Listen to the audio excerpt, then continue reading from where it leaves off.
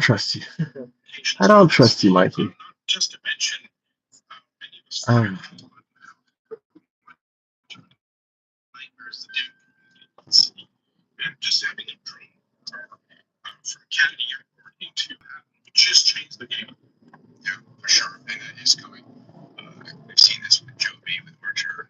You're gonna get commute from downtown Manhattan to JFK with these vehicles.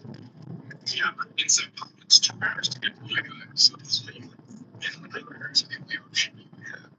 And those are like not the safest. So these are safe and solid. And I think if we start becoming a big deal tourism destinations, I mean, let's just kind of fix this and have this things. Every day I get the strangest compliment. So still being safe. Peter, you have please scaling on nuclear.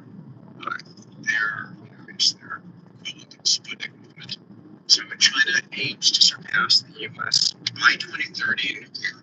I mean, the numbers are staggeringly, incredibly, pessimistic here. The U.S. only added 2 reactors this century. I mean, 2 reactors over the last 25 years.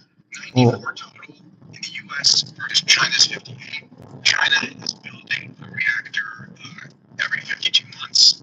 The U.S. licensing alone takes 10 to 12 years. Crazy. Yeah. Yes, that's the reason I love doing this. you know, we have it's amazing. I mean, we have nuclear subs. We have the most advanced nuclear subs. We should have portable fucking reactors, like in lead casings. You know, imagine the nuclear reactor you could have that's on a submarine that you could put into, into a lead casing, sink it deep into the ground, right? Where there's a water source that just runs through, and cools the rods. I don't know. Does that fuck with the water? That I don't know, but it seems like well, you can have a self-contained water thing. I can store it up in the North Pole where the ground permafrost is really cold. I don't know. Thank you. Listening to your team will dig up a topic that I really need to study, and then it'll come into the deck. It's just so fascinating to me to dig in on these things, and it's just so fun to talk about it. And a lot of these things, like this, are so obvious. This is America's Achilles heel. Like, we cannot act on long-term thinking and long-term investing. Our investment cycle is 3, 4, 5 years at the most. Our election cycle is 8 years, 4 years or 8 years, and we can't think about 10 years in the future. no. And so it's killing us. It's absolutely killing us. But Yeah. these next couple of slides is mind-blowing. China is so fucking far. China is so far ahead. I mean, that's one advantage having a dictatorship and having a person can set policy. We're going to do this. We're going to do this. I mean, the AI policy in China was set like in 2018, 17, and look at them now. They mandated it. It's insane. I mean, we're so backwards up there, Victorious. You notice you got numbers now? You notice the numbers on your fucking name? Notice the numbers? That's actually good. What you should do, people should change their name to really long. You should make your name longer. You see you have 22 at the end. I'm sure your number is longer, but by having a long name, you're causing the number to fucking not be on the screen. Everyone needs to have long ass names.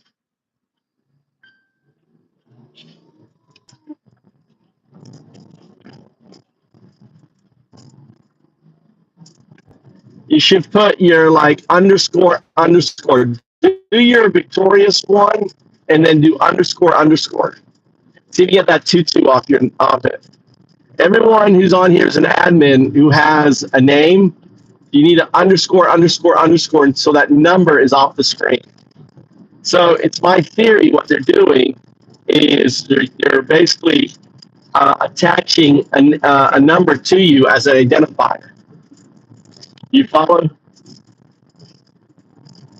That's new. That's just happened. That just happened today. So what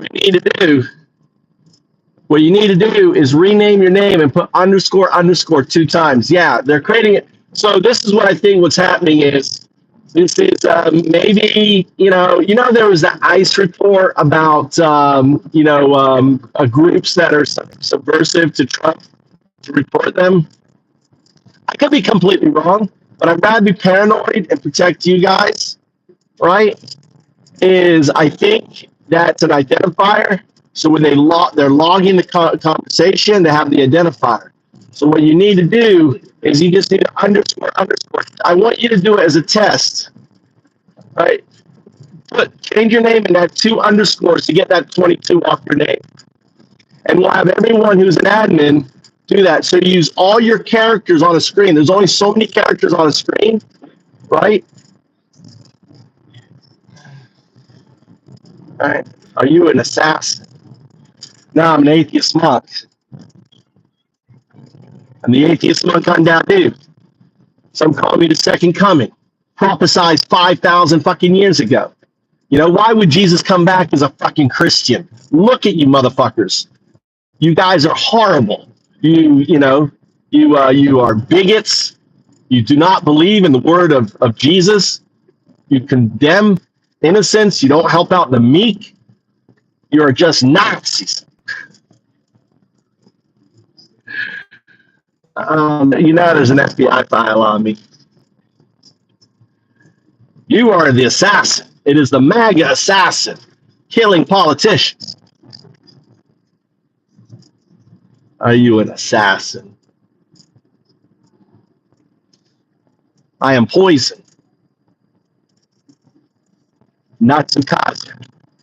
Poison teachings, according to the Buddhist.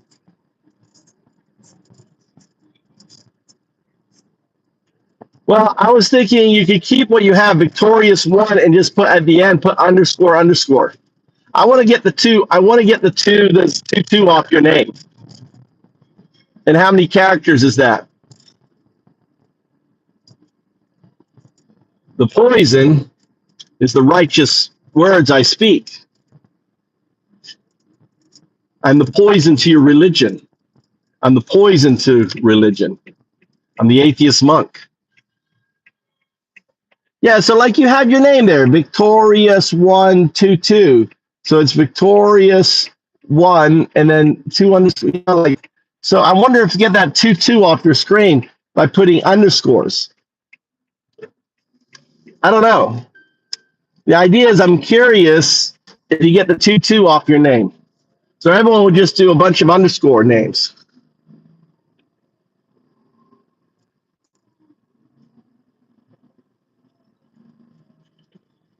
Or you could do Victorious underscore 1 underscore at the end. Yeah. Yeah, I'm just curious. Let's just test it. And then we'll have everyone do that.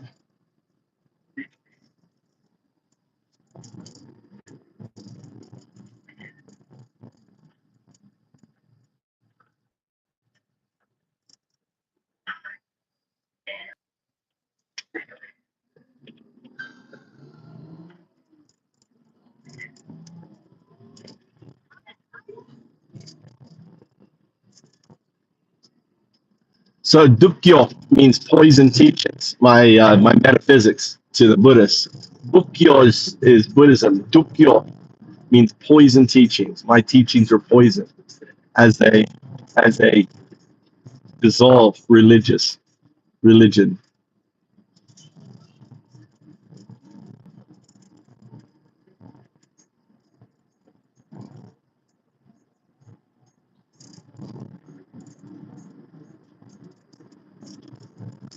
But it looks like everyone does. Look, see, Rickard, you got 9471 by your name.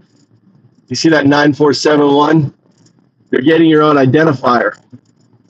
The mark of the beast. You see that there? The mark of the beast.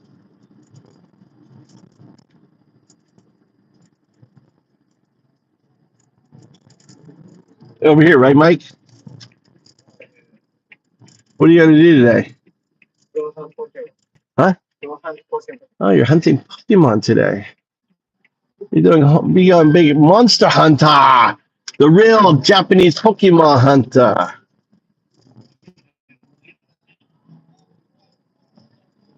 You mean your friends here? Huh? How's your stable? You have a lot of big monsters now? Huh? Yeah. Is your character strong now? You can catch big ones? Huh? Yeah. Oh, look at the gliders. Look at the gliders. Mikey, look at the gliders. They're towing each other. See that? That's a towing a glider. See the glider up in the sky? All right, the first plane as a propeller and it's pulling the glider, then it will release it.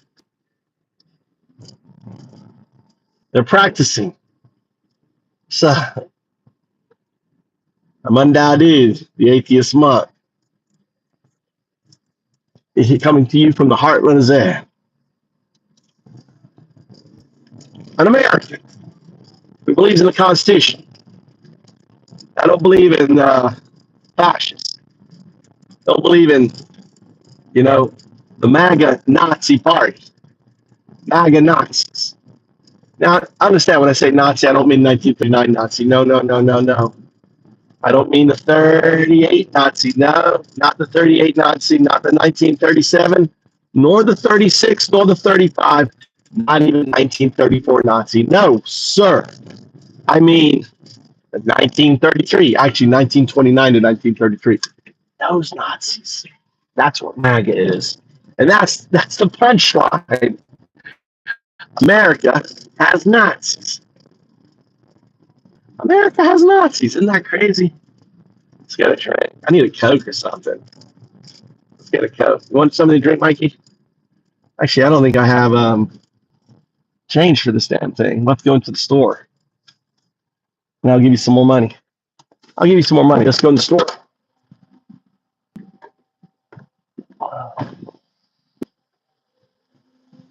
Look, you got beer here. Let's see. You want ice? Mikey, you want an ice cream? There. Konnichiwa. Let's see here. A little store. That showed you.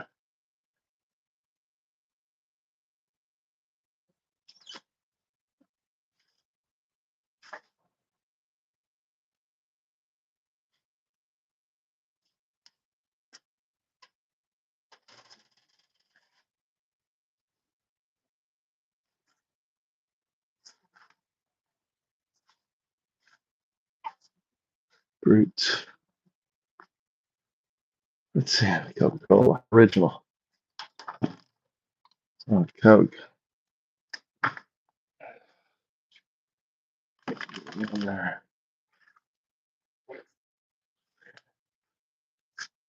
すごいコンビニ。素晴らしい。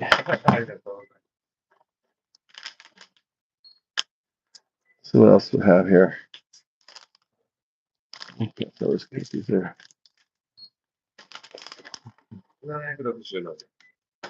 Hmm.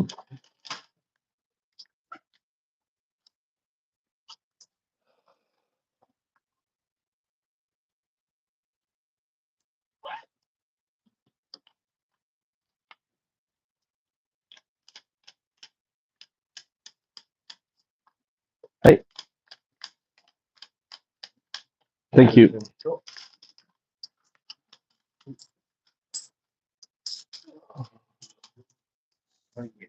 Hey, ありがとう。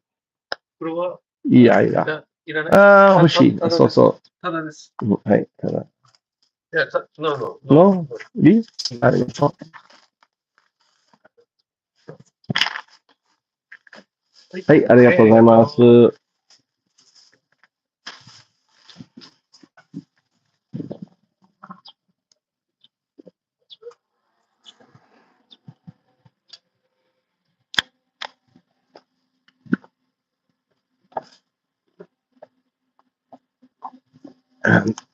You sure you don't want a charger?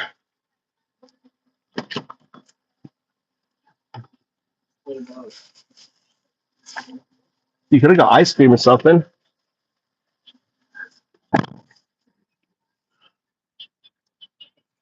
Guru. All right, you see Guru. What I want you to do, Guru. White Guru. White Run Girl. You see your name? You got that 1434. I want you to add 4 underscores to the end of your name. Redo your name. All right. You understand? I did. White. So you see that you see that 1434, that's an identifier. So you want to take it off your name. So the way you take it off your name, it's max characters. You're at max characters. So add 4 underscores to the end of your name. Good. Nice. See how what real Victorious one did? You see, it took the numbers off. We want to get the numbers off, right? That's a new thing they just added today. So we're countering their it's like the number. It's like putting a number on your arm, right? That 1434 is a number. So you're going to remove it. You can do what Victorious. You can actually add the real white. The real white. Everyone's going to be real. The real white run guard. Hey, you want more money, Mikey? All right, don't go crazy. Yay, I love you. Be a good boy. Don't get into fights. Don't box yourself up. What are we waiting on?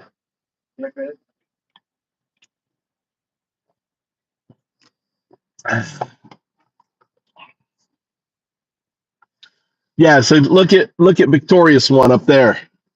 Getting the numbers off. You'll notice they've added numbers. Everyone has numbers now.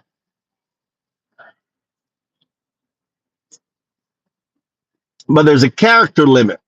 So you take advantage of the character limit. I see what they're fucking doing.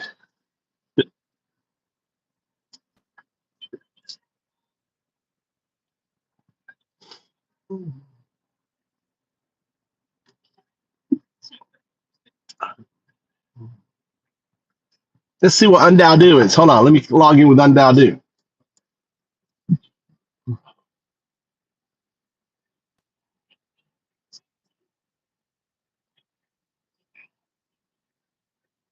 For these drone systems to actually work, you need to.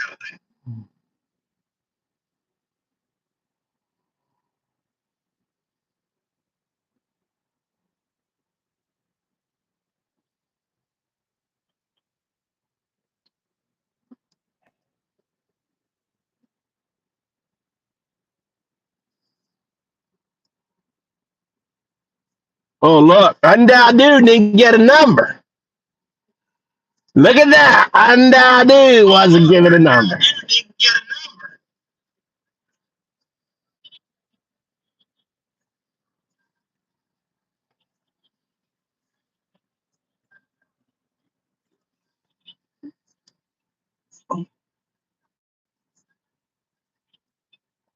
White run guard. Yeah, get the numbers off your fucking thing. Mikey, what are you doing? Do I need to hang out with you so you can be cool? You want to go in the... What are you waiting on? What do you want me to do? You want me to drive you somewhere? All right, have a good day. There goes my 15-year-old. That's right. Scrub that fucking number off yourself.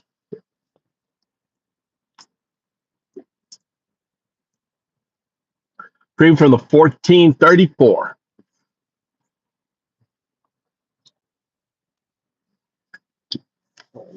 It's just weird that just showed up, you know?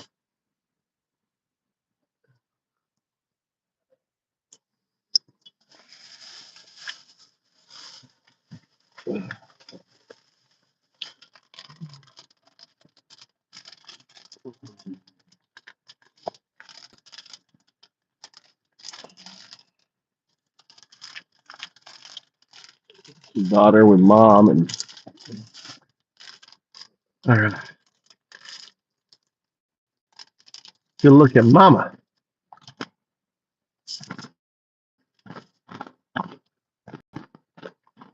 I like these cookies. These Japanese cookies. They got like some bean in it. Peanuts.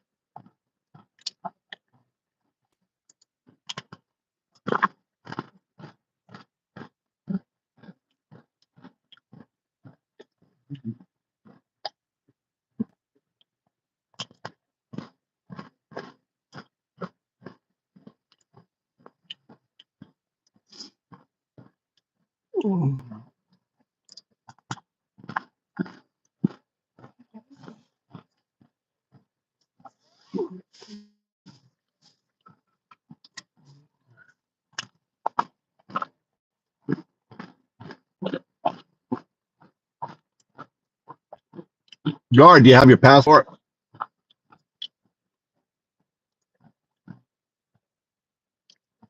First question, do you have your passport?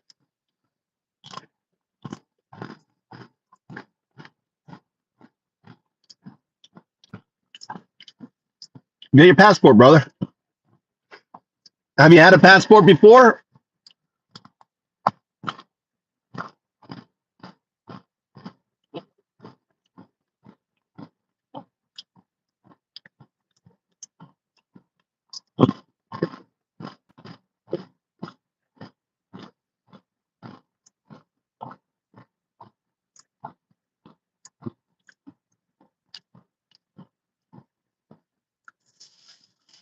Well, go. Oh,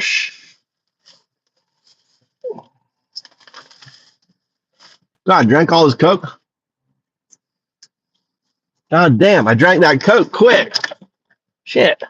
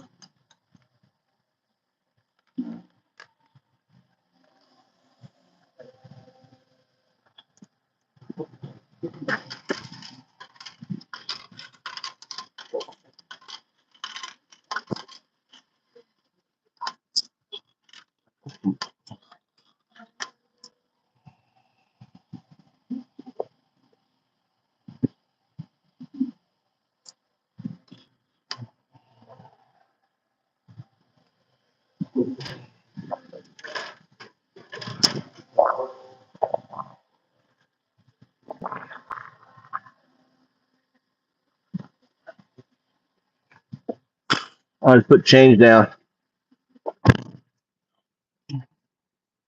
Sup, Haru? Vladimir Putin. Xi Jinping.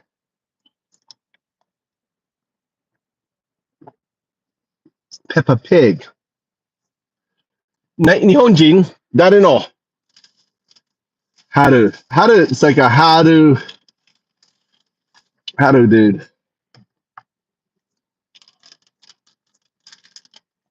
Well, work on getting your passport. Run, get your passport.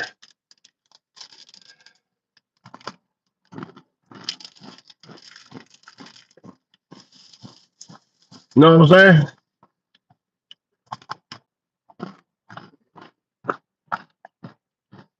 Just focus on that. Download ChatGPT on your phone. You know, ask it what I need to do. You got to just go to post office, get your birth certificate.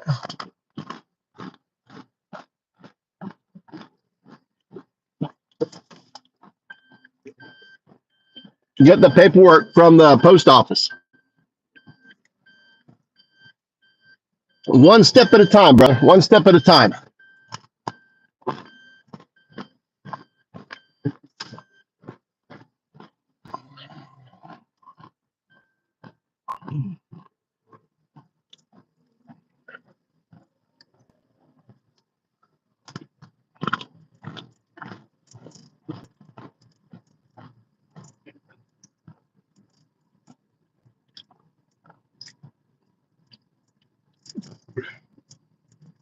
Oh, look, check this out. Here you go. There's 9 million. Look at this. Look at this crazy hot booty right here. Look at this crazy hot booty. God damn. Look at that booty.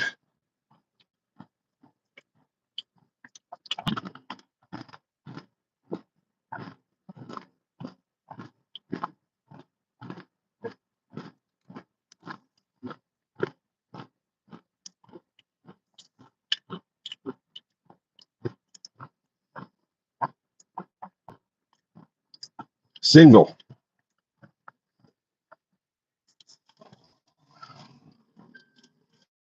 Yeah. 3 million. There's 3 million single women here. All looking for love. Looking for a good guy. They don't care what you look like. Just want a good guy. No attitude. Hard working.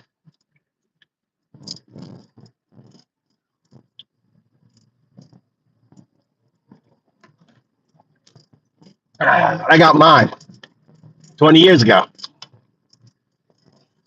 I got mine. She gave me 2 amazing boys.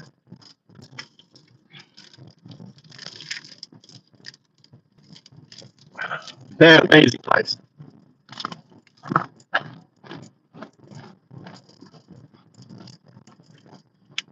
I'm gonna go back working on my code.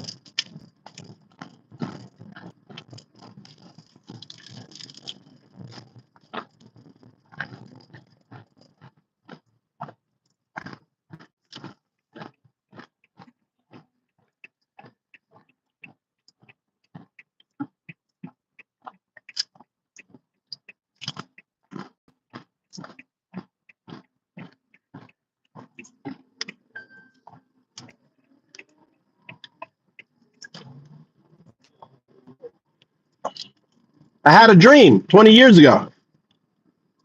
Seriously, I'm not making this up. I was in the middle of a Romeo and Juliet relationship. This was the woman I was going to marry. Do anything for this woman. In the middle of our sweet spot, right? I had this crazy ass real dream, and I remember waking up telling her, "Oh my God, I had this dream. It was so real." We laughed about it. 6 months later, we were broken up. She dumped me. And 3 years later, I was in Manhattan, New York, about to take a new job on Wall Street. And I said, fuck it, dude. I'm going to chase that dream.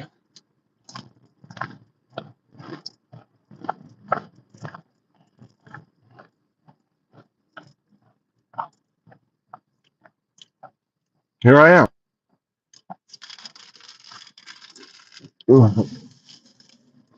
Women here are so good. And they don't get fat when they get pregnant. In America, you marry a woman in America, she's going to get fat. Well, shit. I didn't marry them. I hate to be sexist, ladies, if you're listening. Crystal, everyone. I'm talking to my homies. This is called locker room talk right now. Right, boys?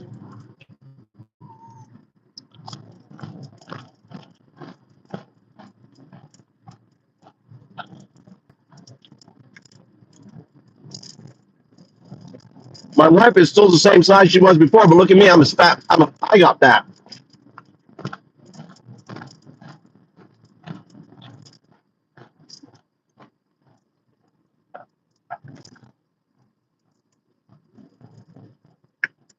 But they're just gentle here, They're not. They do change a little bit when you get married to them. They're great to date. I changed. I just realized I take everything back. Don't marry a Japanese woman. Just date like 20 of them. Then you'll be in heaven. The moment you marry a Japanese woman, she changes. Now you're hers. You date a Japanese woman, she's paying for everything. Oh my God, they love Western men. You ever seen Japanese men? 99% of them are butt ugly. And they got small schlongs.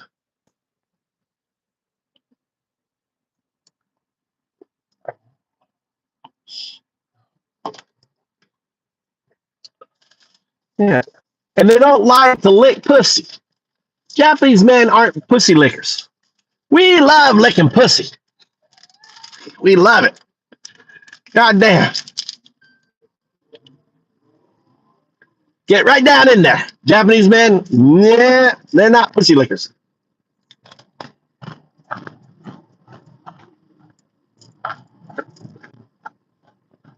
They don't like licking cats. When I say pussy, I'm talking about cats. Just for their stream, right? Pussy, cats. They don't like licking cats. We love licking cats.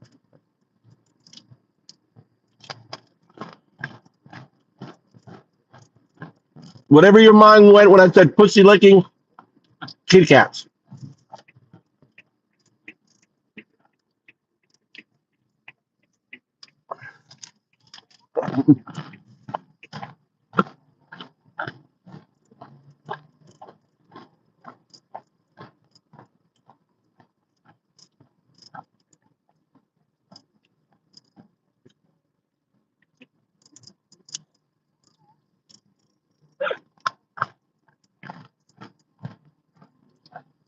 Yeah. Poor KB.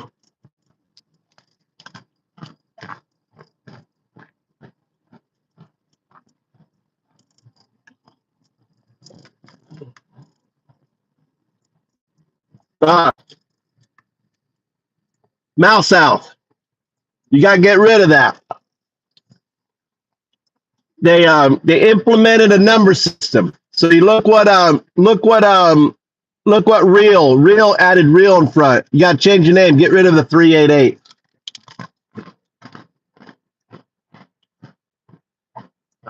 Nope. They got numbers. It's your fucking not. It's your Jew number.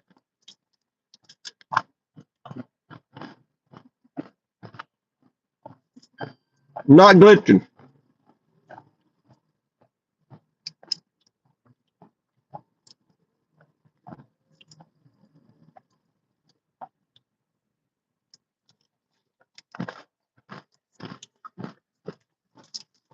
Women would go like,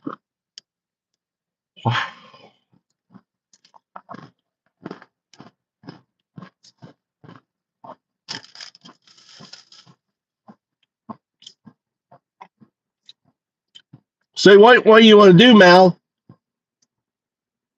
Add real capital mouth south, real mouth south, or put 3 underscores at the end of your name, underscore underscore underscore. So you push the number off the screen. It's the fascism. They probably passed some fucking law, or maybe all these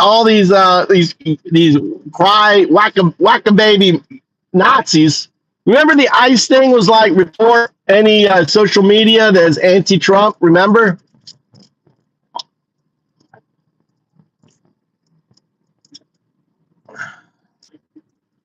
You need to get rid of that number.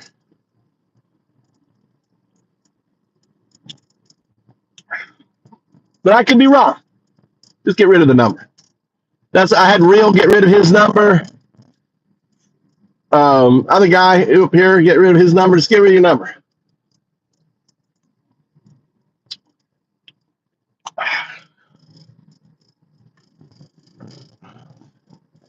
But Undown Dude doesn't have a number. Look at that. Look. Undown Dude doesn't have a number. Undown Dude.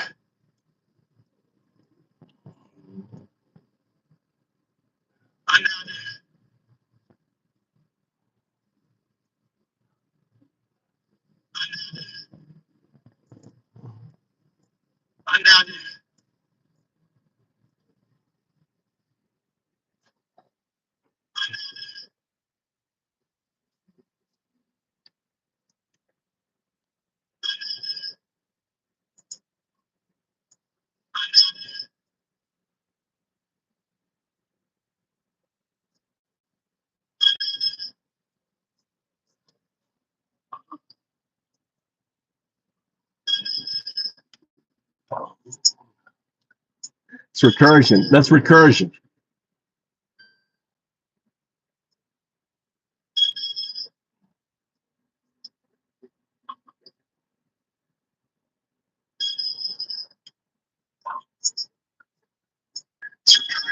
Africa.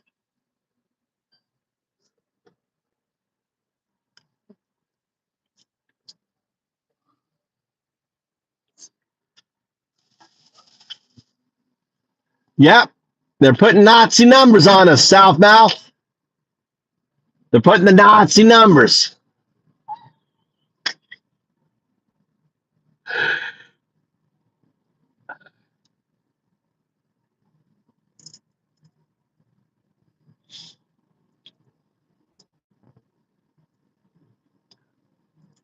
Now, I mean, it could be that they, I don't know. I mean, okay, conspiracy theory, some Nazi, let's say some ICE person, came into our channel, right? And he saw us just fucking with. Imagine that. Imagine an ICE person, like a mid-level guy. He comes in there. Oh my god, there's this motherfucker in Japan talking shit. And he's like they're building a terror cell. Look at him. Look at all these terror cells. So then they write a warrant. I'm just playing this out. Write a warrant to Google saying that we need IDs on all these people. And they're capturing the chat logs and they want individual IDs for potential, shit.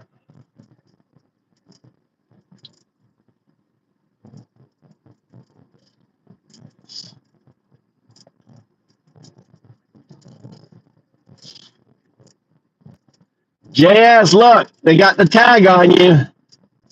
See that tag? They got you tagged. You need an underscore like JS underscore S underscore. Let's get rid of that fucking number, JS. That goofy tag. See how everyone looked like Southmouth did? Everyone's like getting rid of that number. So you got to edit your account, get rid of that fucking. That's no goofy number. That's your Jew number. They're putting that's your number. Your social media. They're trying to tag all your social media. It's your identifier in a chat. They found us. They tagged us. Get rid of the tag, Janice. You got to redo your account, or just go like dash dash dash JS dash dash dash. So it's like underscore and then JS in the middle, and 4 with JS in the middle.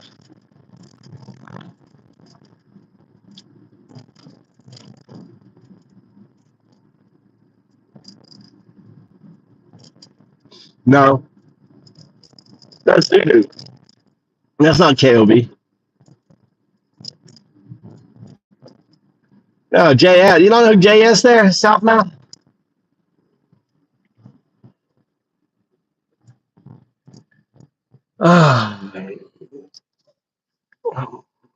But it's weird that it's weird. Look, undoubt dude, I got one.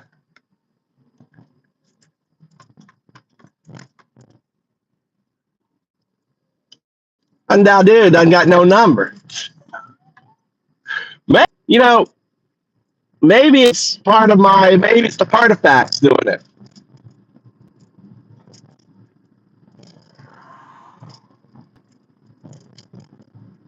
No, Victorious one isn't KOB.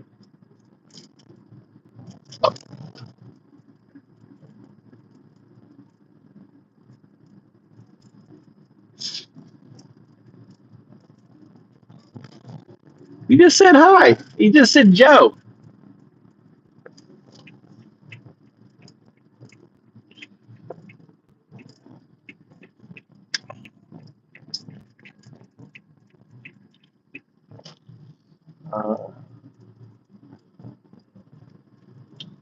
Yeah, I'm working on the program.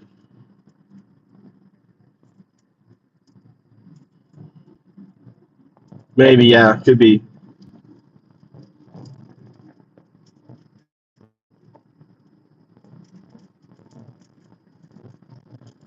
But then again, I ran Undown as in the mod in the code, so it may be protected. 02 is protecting Undown.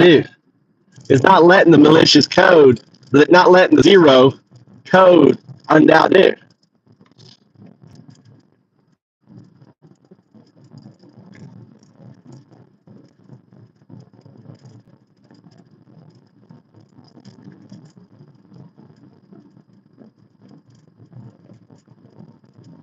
Maybe, I don't know. Just kind of seemed weird that all of a sudden it popped up today and everyone's got an identifier. It could just be a glitch. But you know what? Better things just change. Undown. JS Undown. Undo. JS undo. Look at that. Undo. Nice.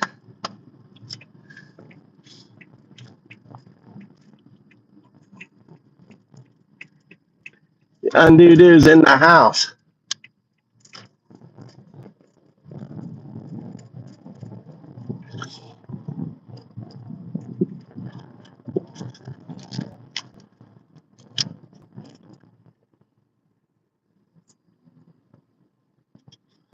Pissed off Bet's name is so long that I don't think they can put a number on him.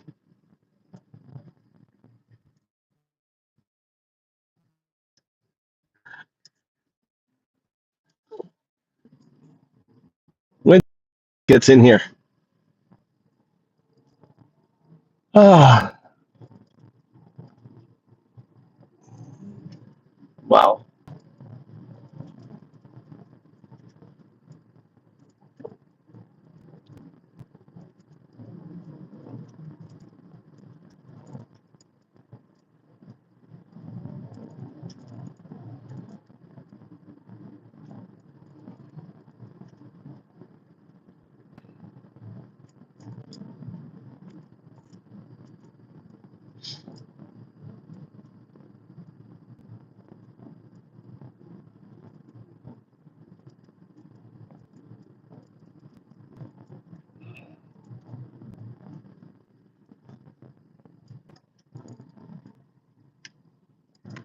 All right.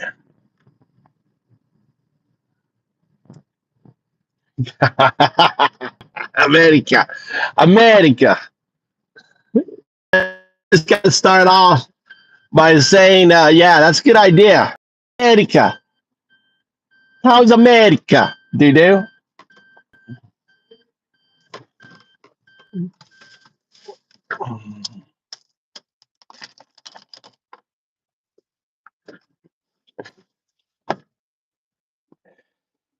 We're pretty close. We are pretty close. What is it? July? What is the date? Huh? 28th. Is it 31? Is it 31 or is it 31 days or 30 days?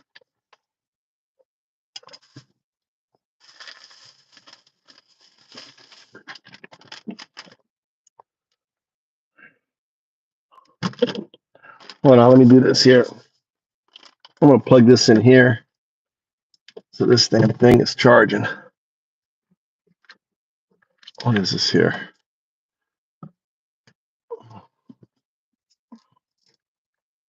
No, that one don't charge. Oh, wow.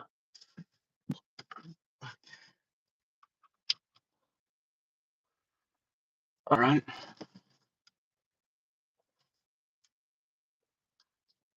Is that charging? Yeah. Keep my speaker charged up. All right. Let's go code. It's too hot to do anything else. We're just gonna code. Code. This guy. I love all my spider webs. Look, I got the big one here. I find something I can throw into the web for it.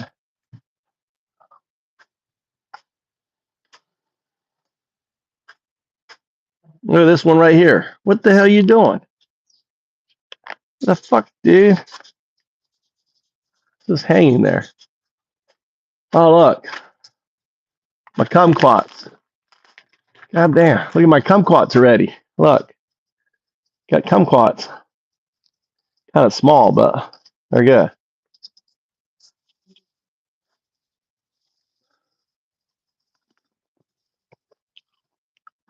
Mm.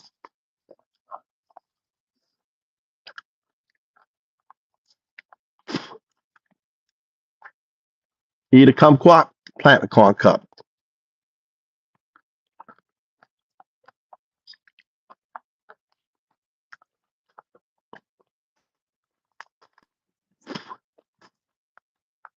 Oh, look at these guys. That, you know what that is? That's a bee. That's a leaf cutter. They cut the perfect circles in bees. It's a beautiful bee. It's called a leaf cutter bee. It's getting into the garlic. Ah, beautiful bee.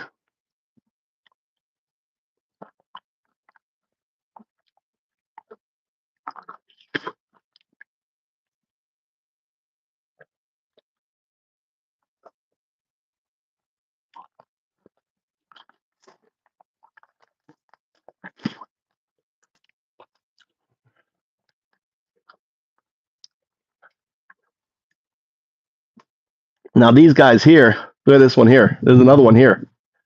Leaf cutter. This is my biwa. This is this is a bee bomb. Bees go crazy. Look at this. Look at this. Look at this. Look at this leaf cutter bee. Going crazy, trying to just get in there. It's like Mexican food.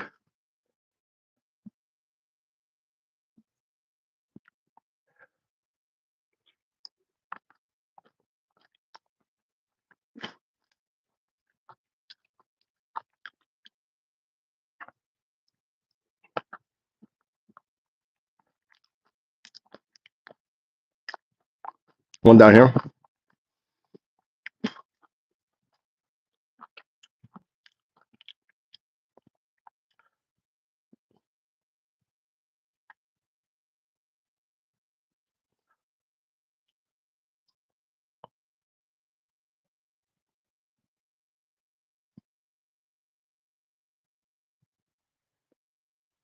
God, I love it.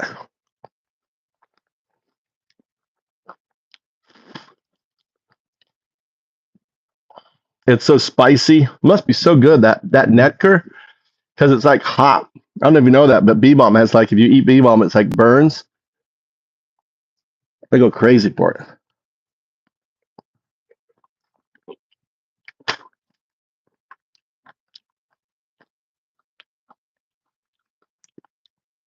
That's a little bee there. You see that little bee?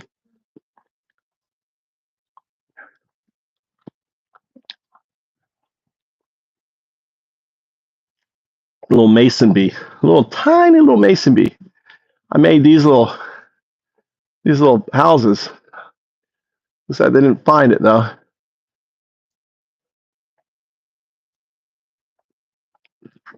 This guy.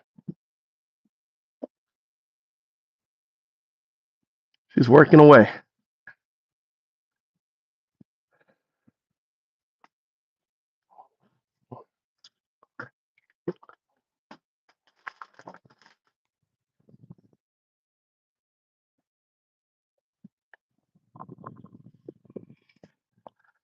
Oh, all right, let's go.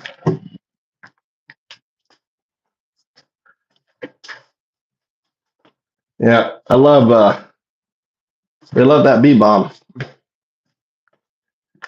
Let's go up. Let's get a good day's work. Let's get some. I'm working on getting the agents. I've got these automatic agents that do all these different things within the recursive engine for found us. Now what? What now? What do you need? Not working again. Huh? This one's not working now either? I think it's because of the power cord. The power cord blew this one out too? Yeah. Huh? This cord is too old, I think. Pull it off there.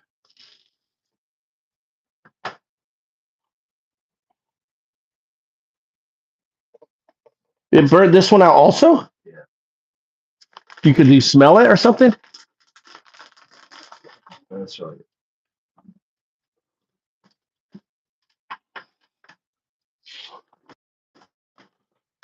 Yeah, pull that one out. Well, it's still 100. It shouldn't be. It's 100 watts. Does it work on the wall? Huh?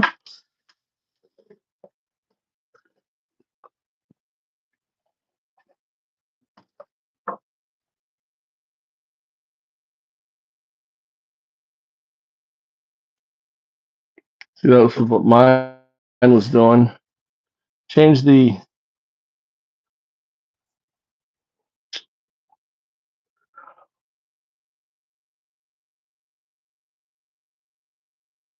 This. You want to go get a new monitor? Grab this monitor. Let's take it to the shop. See if there's any way we can, if it's under warranty at all.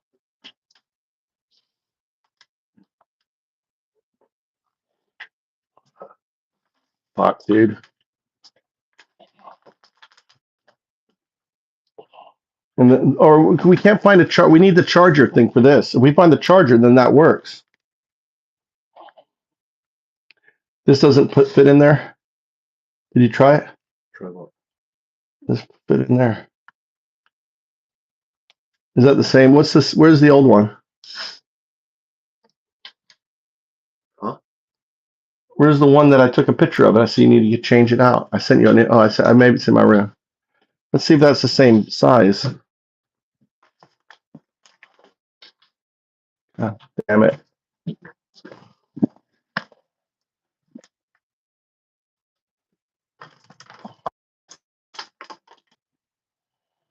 Actually, it looks like the same size.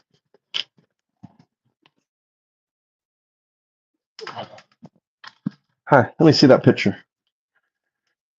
Let me see something real quick. Oh, the room's nice and cool. All right. Replacement adapter. Take a picture. Where's the, not that one, this one. Take photo.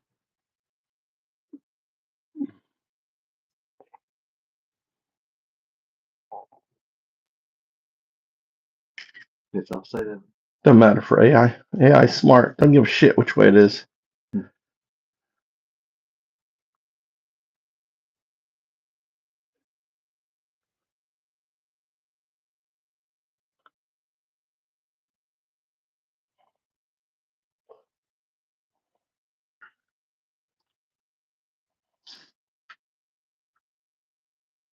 I sent you a message. See if you can find it. Order it.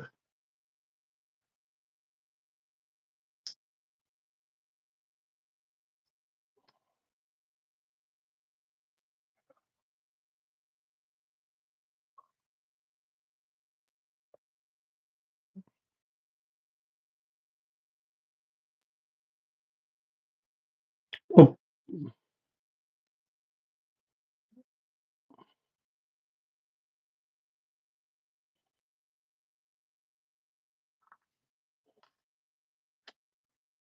is the Wi-Fi.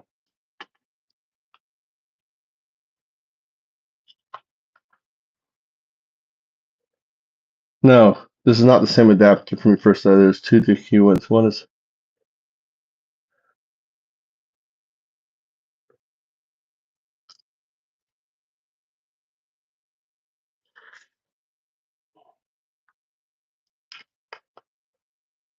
All right, so it's a 19 volt. It's a higher. You mean maybe if you wiggle it around, it will work? Did you try changing it? Huh? Did you play around with it at all?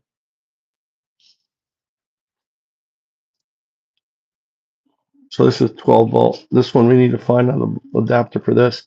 Can you search online for this one? Why for that one? Because that one is for this one here. And this one works. It's just this adapter is broken. So if we fix this adapter, then this monitor works. That one, did it work a little bit and then it stopped working? No, it didn't work. It didn't work at all? Last night.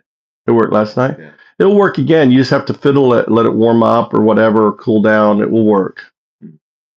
Right. I was playing with it before. It's kind of a pain in the ass, but it will work. I don't know. My Asus is flickering when I plug it in. My Asus monitor. What could cause that? Just when the power line is plugged in, it's flickering. It's like it's appearing and then it's going off.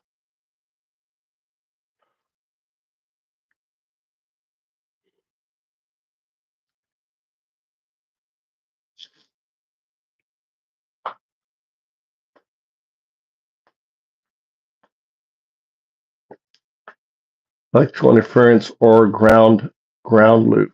Plugging the adapter into the AC injects noise, creates ground issue.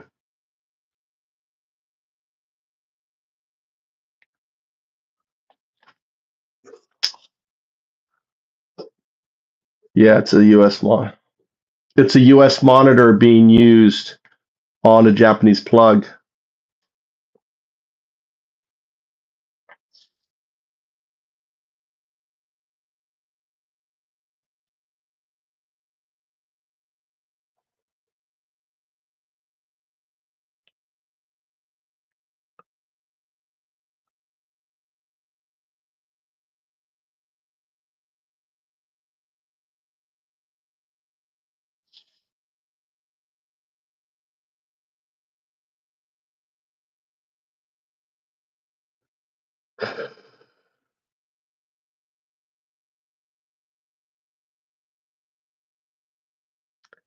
I sent you the image of the monitor's adapter. That was the second one.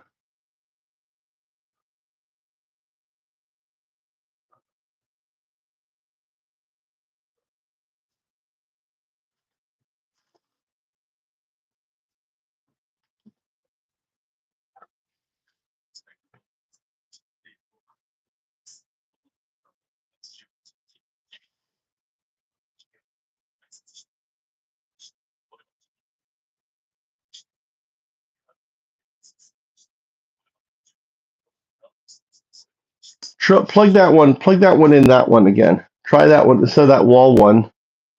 Plug it into that thing. Did you have it in that one before? Yeah. And it was working, right? And then it started to flicker. It says it should be fine. Plug the ball. So step one, plug the adapter into a different outlet. So plug it into a different outlet. Try this one here.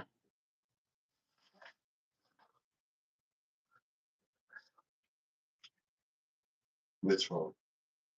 It's long, probably here, just for a test. No, it won't work. I tried it in Europe. Huh? I tried it in Europe. What do you mean you tried it in my room?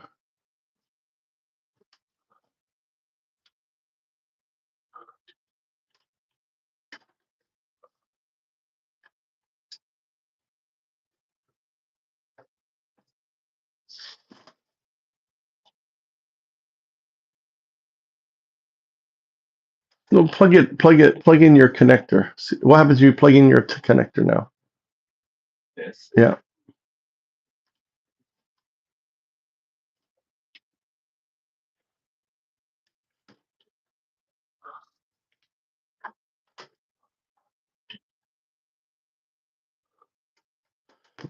That's what we're getting.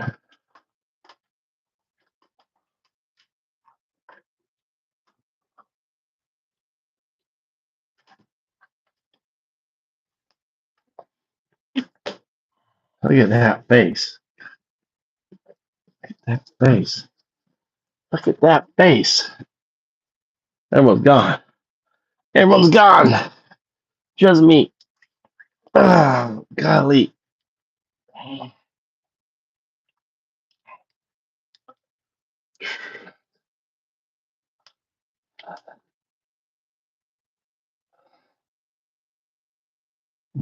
One. This one here.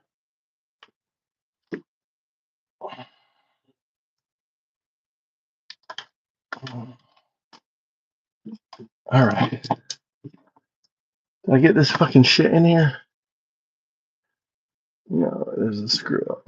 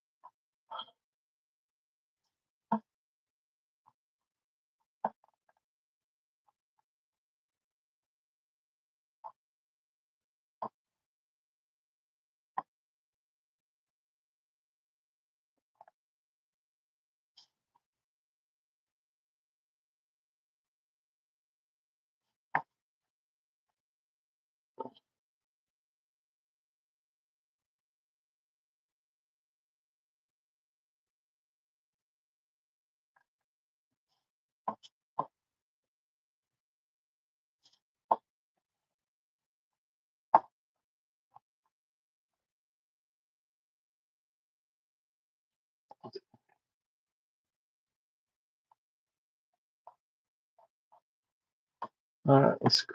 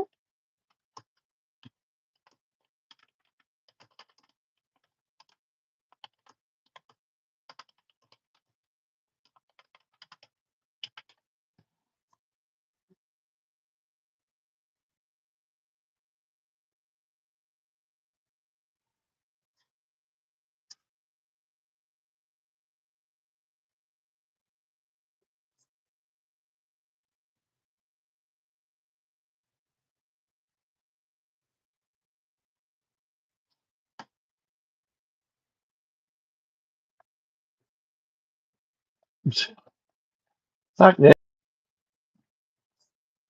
Let me do this. I was zoomed out. Stop zooming in on me. You're zooming in on me. Trying to get this Japanese patent shit done right. One.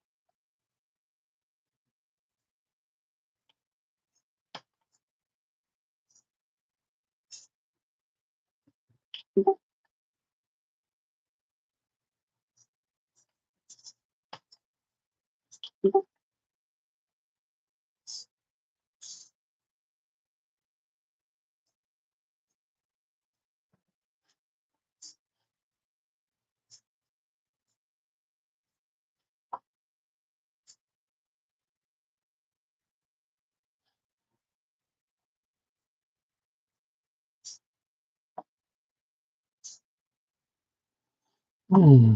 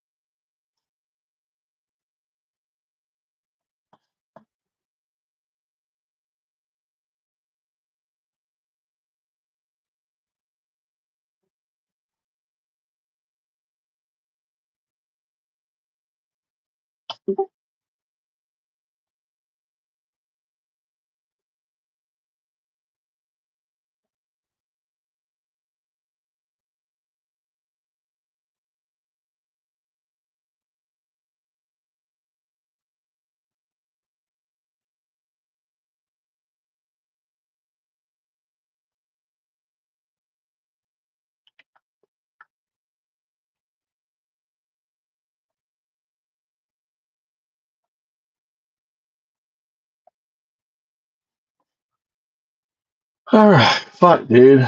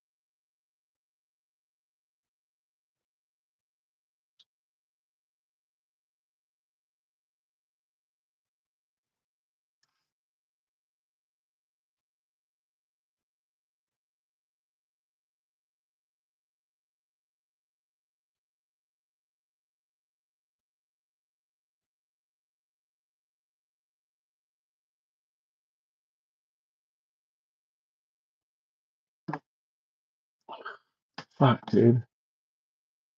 I did this already.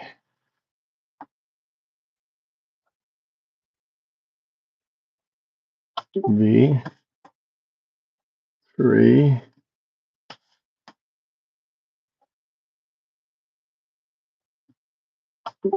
All right.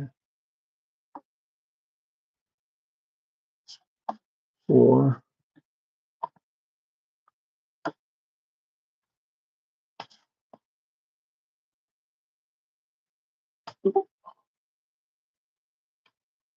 4.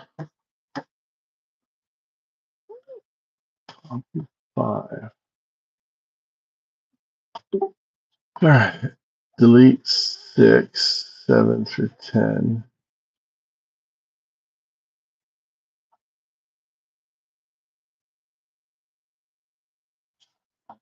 I did.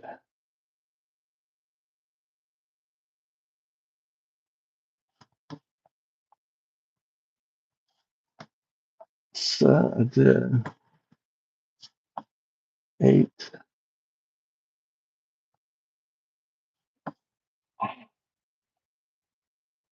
8. I did.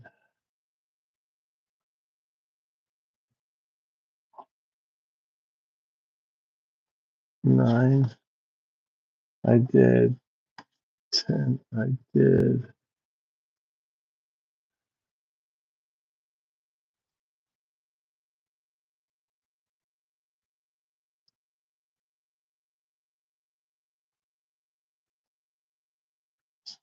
All right, but the number now is all off.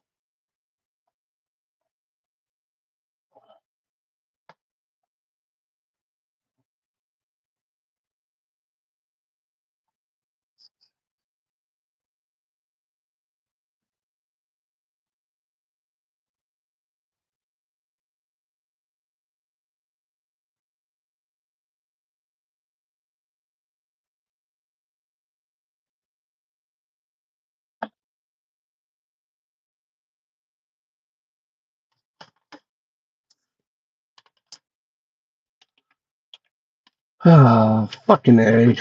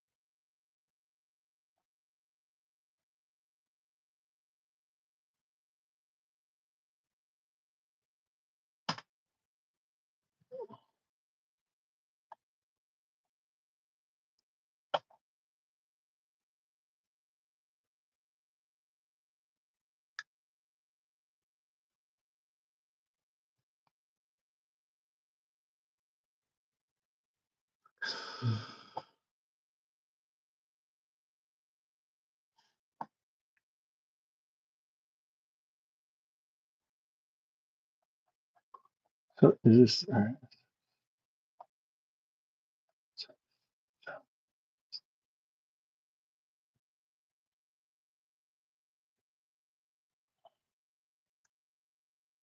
All right, all right. Okay, verify again.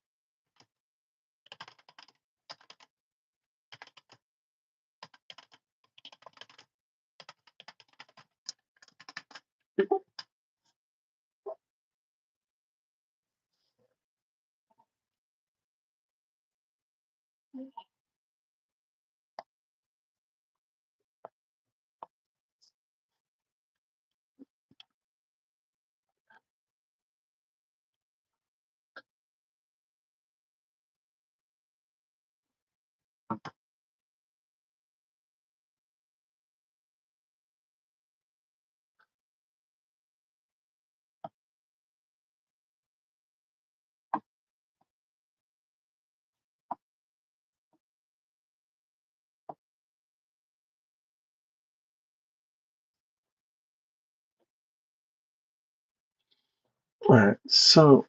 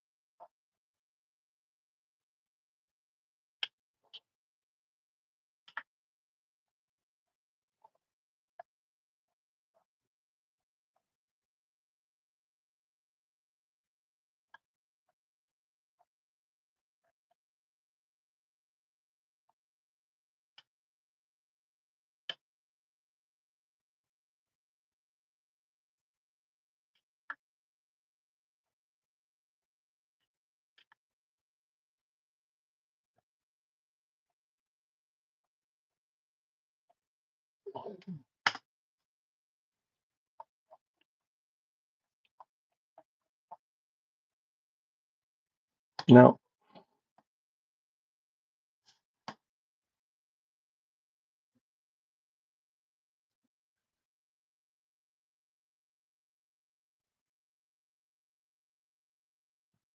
now the English.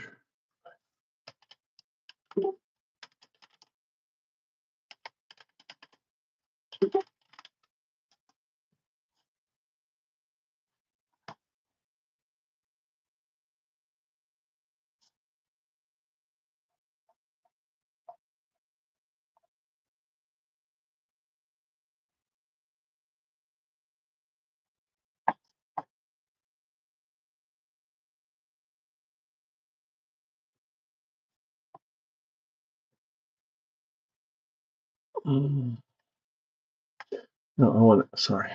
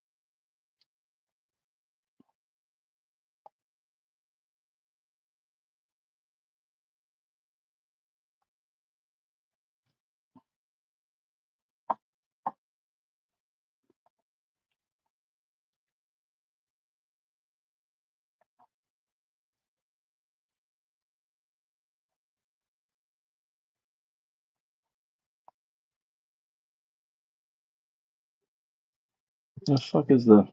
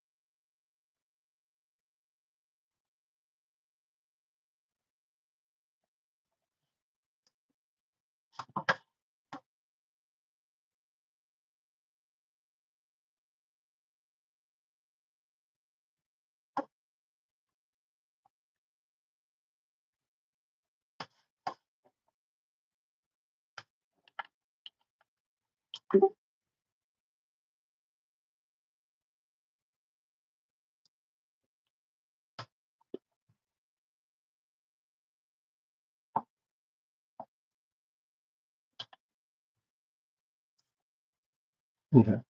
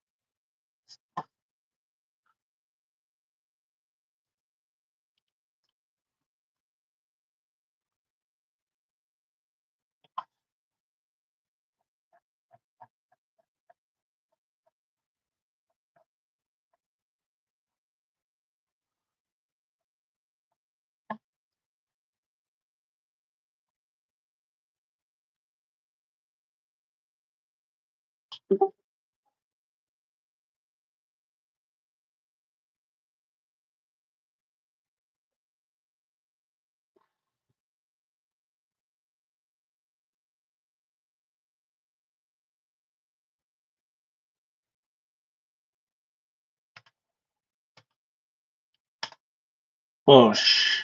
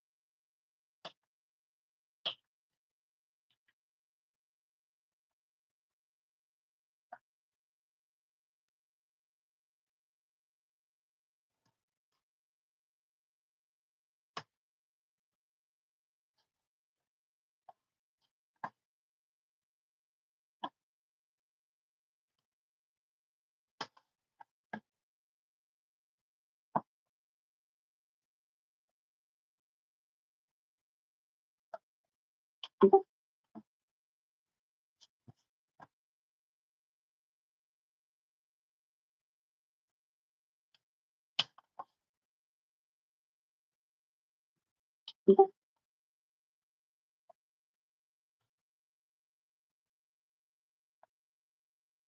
yeah.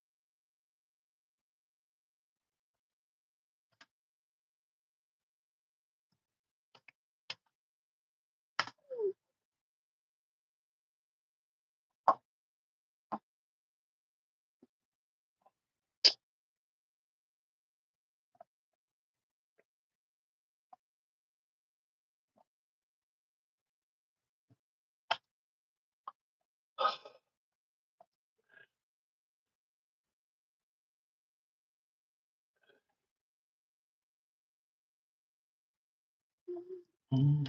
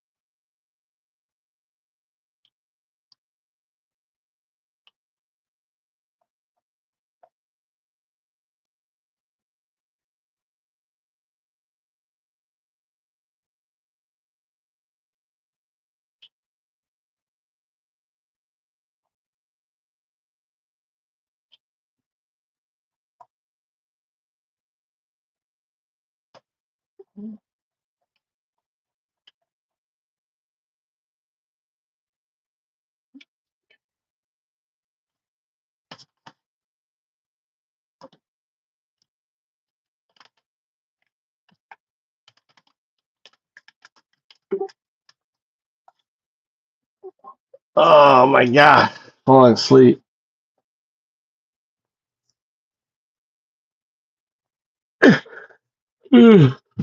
Oh, he definitely did. He definitely skipped out of the fucking building.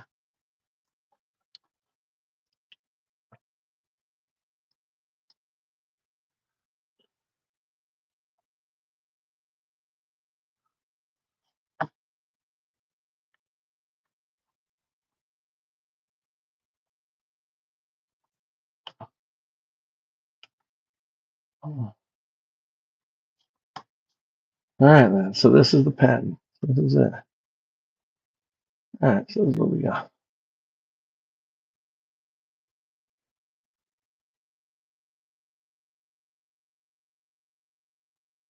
Oh.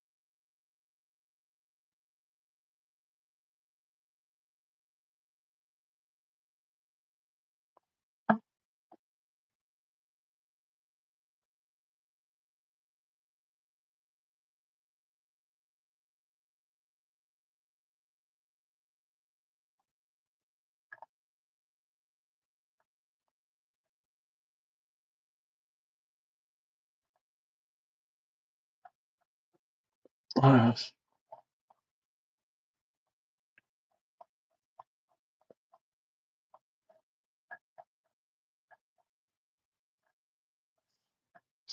right, question.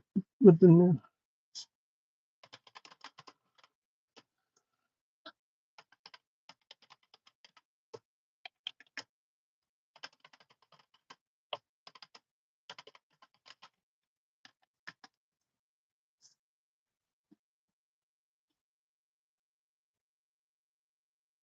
what's up?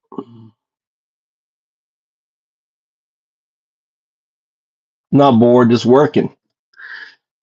Working on a patent. Working. This is what work looks like.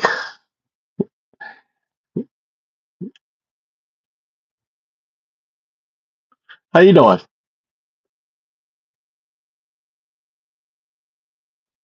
You see all the numbers? Everyone has numbers now. YouTube's giving you all numbers.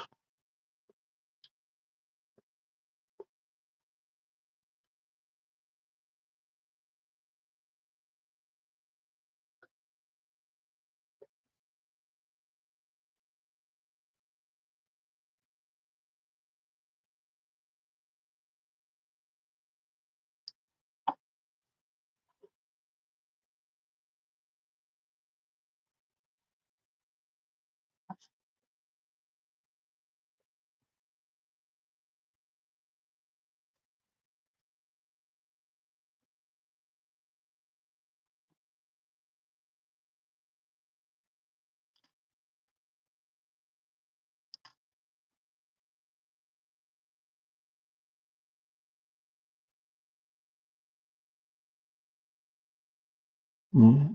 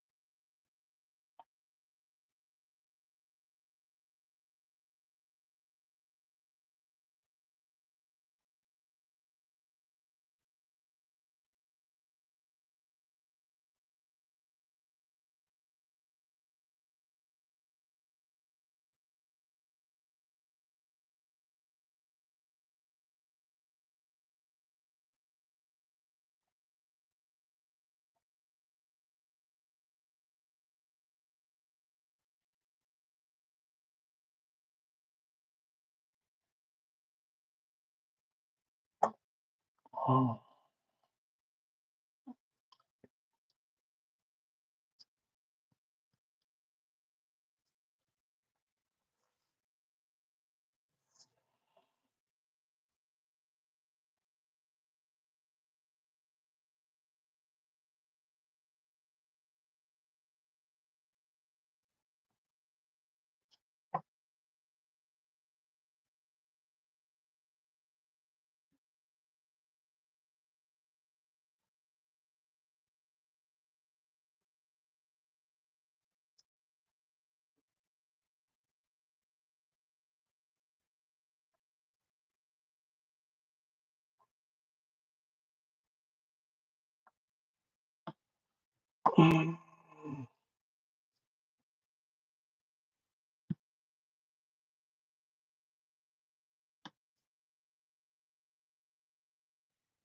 What's your earlier comment?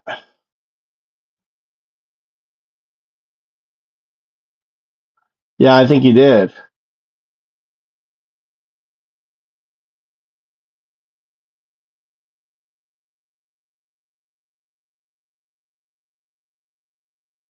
No idea, JS, about funds.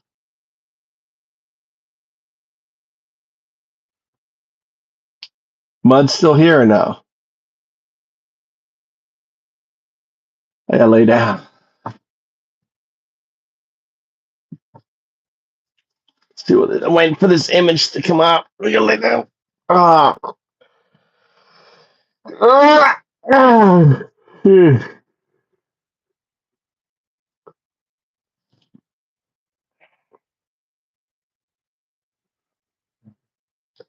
See, I like my office. I can just lay down, go to sleep when I'm tired. That's how everyone's office should be. You work and then just lay down, just plop back and go to sleep. Wake up, go to work. Get more done that way. When you're tired, you sleep. Get your little nap in.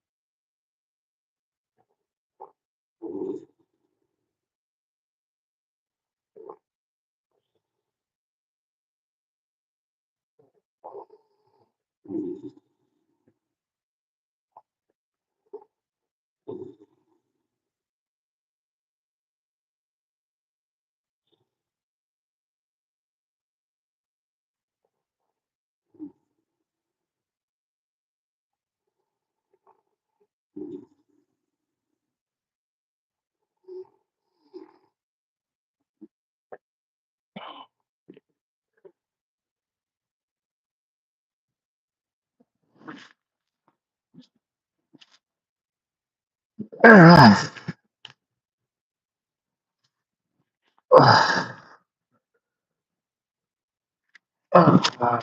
getting in a nap. Maybe if you're lucky, you'll hear some snoring.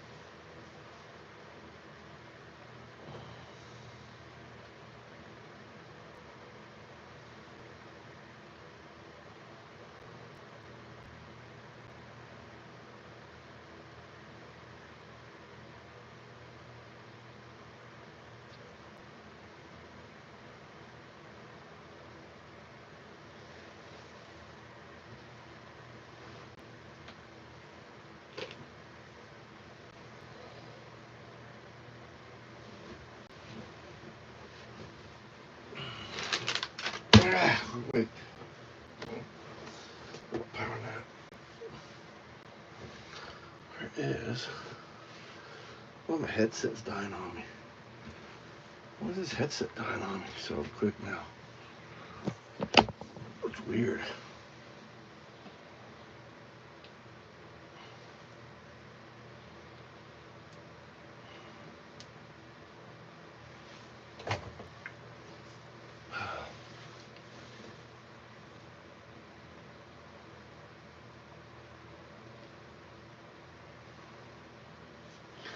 Arrested.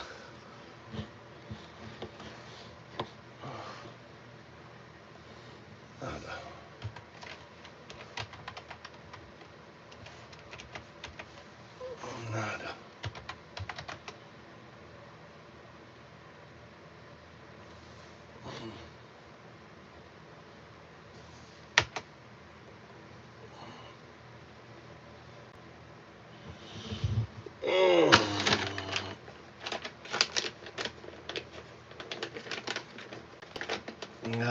Good morning.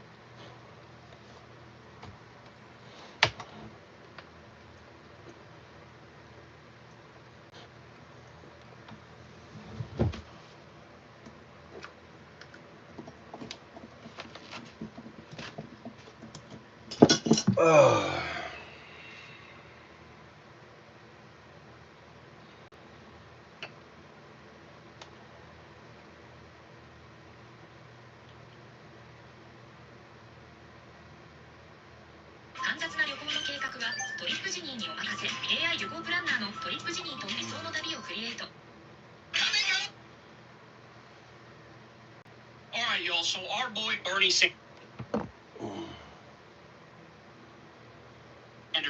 went on Joe Rogan's show.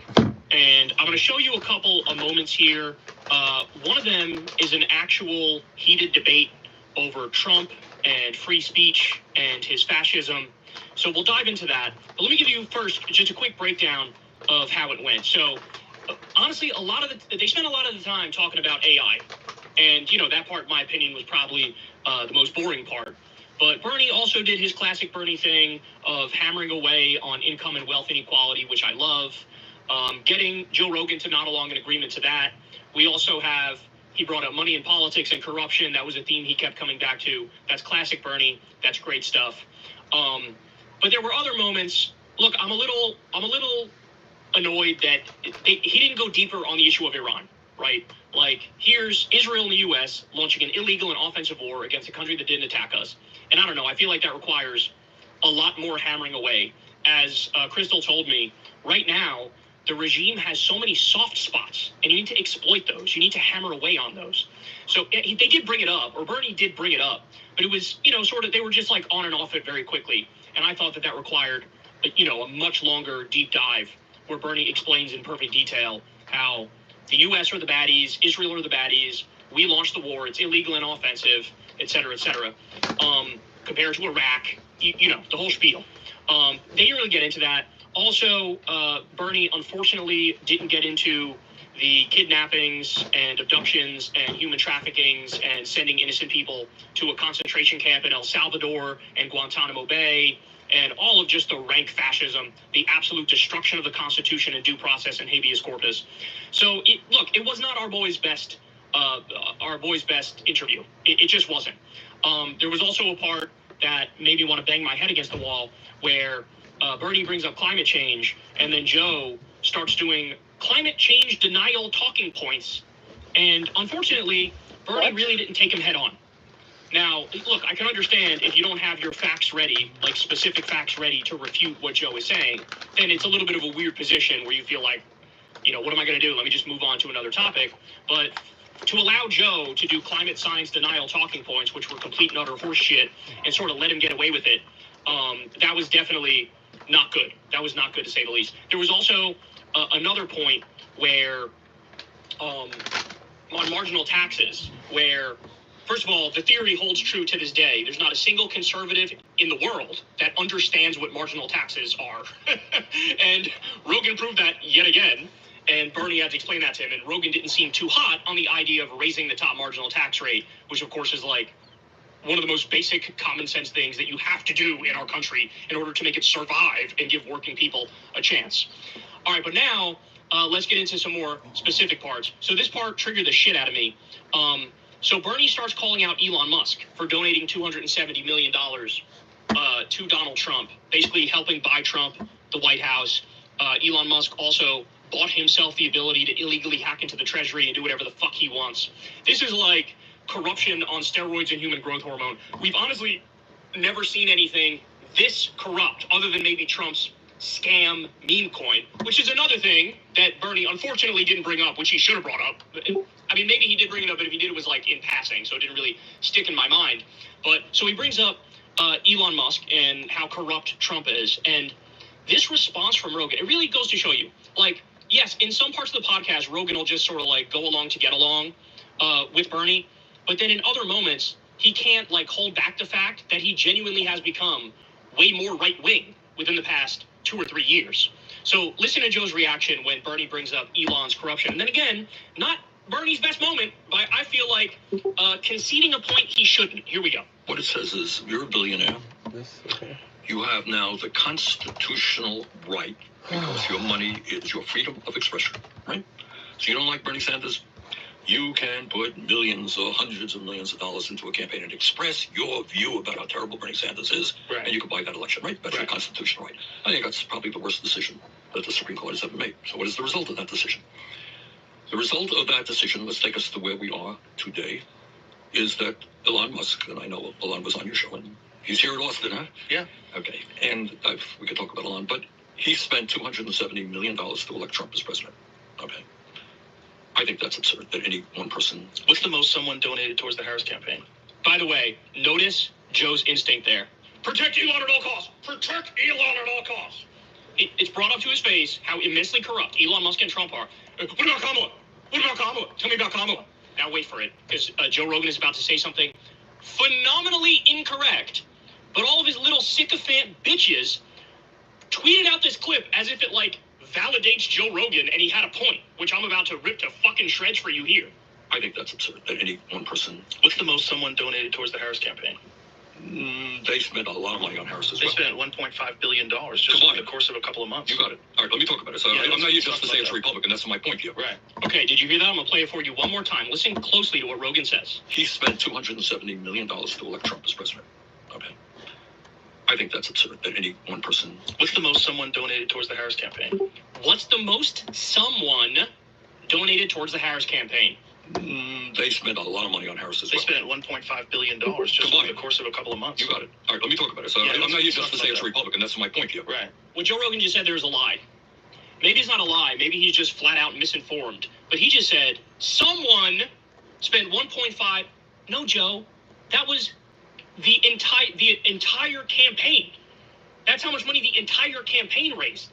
Now, I'm against money in politics. Bernie's against money in politics. But let's be clear. These things are not the same. In fact, I went and I looked it up, right? I said, how much money did Kamala's 2024 campaign raise in total? The answer was $1.4 billion. Then I asked, who was the biggest single donor to Kamala and how much did they give? The largest single donor to Kamala's 2024 campaign was Future Forward USA Action. That's a Democratic-aligned nonprofit. So it's a PAC, which contributed $138.5 million. That's a whole PAC, okay? This reflects the largest single organizational donor. The biggest individual donor is Dustin Moskovitz, who gave $50 million. So no, objectively, mathematically, empirically, there is no comparison. Elon spent one person $270 million he spent to buy Trump the White House. The most a single donor gave to Kamala was $50 million. Now, I'm against all private money in politics, billionaire money in politics, corporate money in politics. I would do clean elections, which is public financing for elections like that right now. So I'm not defending the Kamala thing, but this is the sort of false equivalence bullshit that I hate. And also, it's not even false equivalence, because what Joe is saying is Kamala's more corrupt. The Democrats are worse because someone gave her $1.5 billion. That's not true. That's a fucking lie. Nobody did. And by the way, let's be clear. We have never seen a more corrupt scheme than what Elon Musk and Trump did. Elon Musk gave Trump $270 million. Trump in return said to him, here's the fucking keys to the treasury. Loot it if you like. In fact, let's get into specifics about Elon's Doge cuts. He cut pediatric cancer research, Meals on Wheels. He destroyed the CFPB, which is the anti-scam police. He fired nuclear safety officials, including our top nuclear safety official, and then had to beg for that guy to come back. They destroyed FEMA, the Department of Education. They fired 83,000 veterans. They cut 50% of the Social Security offices. They fired 250,000 public workers overall. They got rid of food safety inspectors. There's no more routine food safety inspection. They fired air traffic controllers, even though we have a massive shortage. And by the way, 7 plane crashes under the Trump regime. They cut scientific research and medical research. And of course, because of the U.S. aid cuts, which by the way, Rogan fucking loves, it is a fact that hundreds of thousands or millions of people will die. Why? Because you deprive people of their HIV medication, of their malaria medication, of their AIDS medication. People have already died because of those cuts. There is not a single fucking thing you can point to about Kamala or the Democrats that is comparable to this immense degree of corruption where the world's richest man, robber baron billionaire, bought Trump the White House, and then literally got to hack into the government, steal all of our data for his AI, and cut whatever program he wants, including the ones that regulate his ass to keep his ass in check. So that triggers the fuck out of me and all these right-wing idiots sharing this clip as if it's Rogan. たった3秒でわかる投資から生まれる収益、その仕組みを解説します。ムーブ証券のアプリなら配当株に投資するだけで毎年副収入が狙えるんです。仕組みは簡単。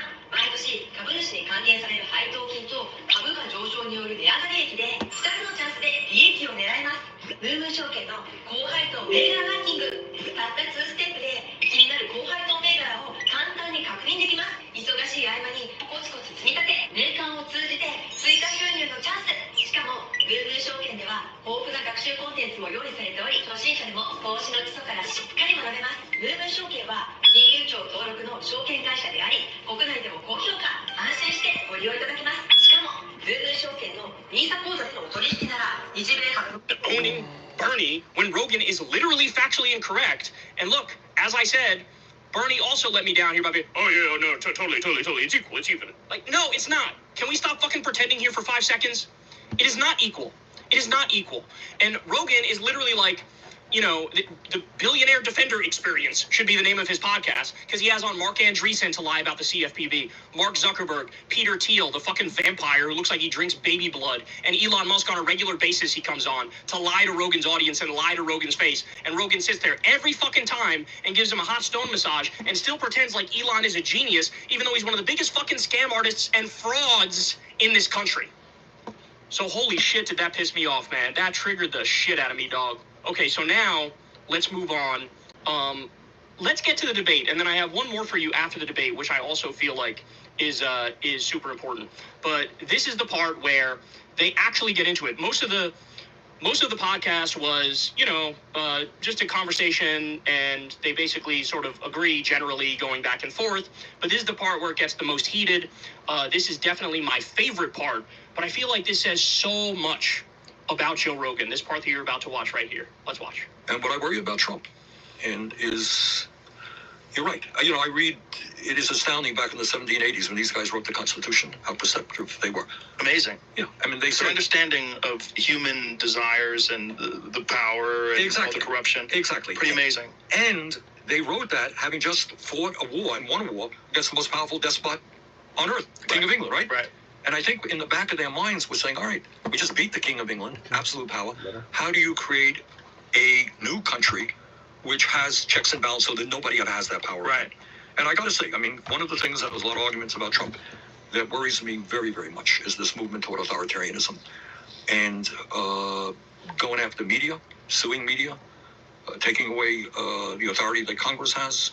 When you say suing media, are you talking about the CBS lawsuit? Among other things, Right, but don't you think there's a real issue with what they did? No. You don't think that there's a real issue in editing conversations to give someone an answer Joe, that's I've been different on- than what they really answered? Joe, I've been on 8 zillion shows, right? In my life. Okay. Okay. Now, should I sue you if you ask me some stupid question that I don't like, right? Or that you do something. Should I sue you? Yeah, but that's not what he's getting. Well, he has sued ABC. Mm-hmm. He has sued Meta. He is suing the Des Moines Register because of a poll that came out during the campaign that he didn't like. All right. He is suing CBS for this Kamala Harris interview. So do I think how many? I cannot tell you the number of stories done about me that were not good stories. Right. That were dishonest stories. That's what a free press is about. You don't like it, you got to live with it. All right. You do something, I'm not going to sue you, Joe. Right, but it's not that simple, right? Like, let's not talk about Trump, but let's just talk about another candidate. Let's just imagine there's someone on the right, someone on the left, and there's a concerted effort to promote this person that's on the right. And so the polls are rigged, or these are funded polls that make it look like this person on the right is winning by a substantial margin. And what this does is decreases the motivation that people have to come out and vote against them. That's happening. So it's fake. By the way, Right? that happens right now. It is happening right now. And I think, is that part of what he's suing them about? No, but doesn't look. But isn't that what he's suing them about? Joe Rogan is so deep in the right-wing bubble and so far up Trump's ass that, first of all, he takes Trump at face value. That, like, oh, these are legitimate lawsuits because they were lying and they were defamatory and they edited the Kamala interview to make her look better. On the topic of editing interviews to make people look better, let me show you this, Joe, because I'm sure you haven't seen it because you're in a right-wing misinformation bubble 24-7. So Trump was interviewed, this is before the election, on Fox News, and he was asked about Jeffrey Epstein. Here's the edited version that Fox showed when they rebroadcast it. Ready? Watch this. Would you declassify the 9/11 files? Yeah, Would you declassify JFK files? yeah. Would you? I did a lot of it. Would you declassify the Epstein files? Yeah, I would. That was the edited one. What was the original broadcast? Watch this. Would you declassify the 9/11 files? Yeah, Would you declassify JFK files? yeah. Would you? I did a lot of it. Would you declassify the Epstein files? Yeah, I would. All right. I guess I would. I think that less so because, you don't know. And you don't want to affect people's lives if it's phony stuff in there because there's a lot of phony stuff with that whole world.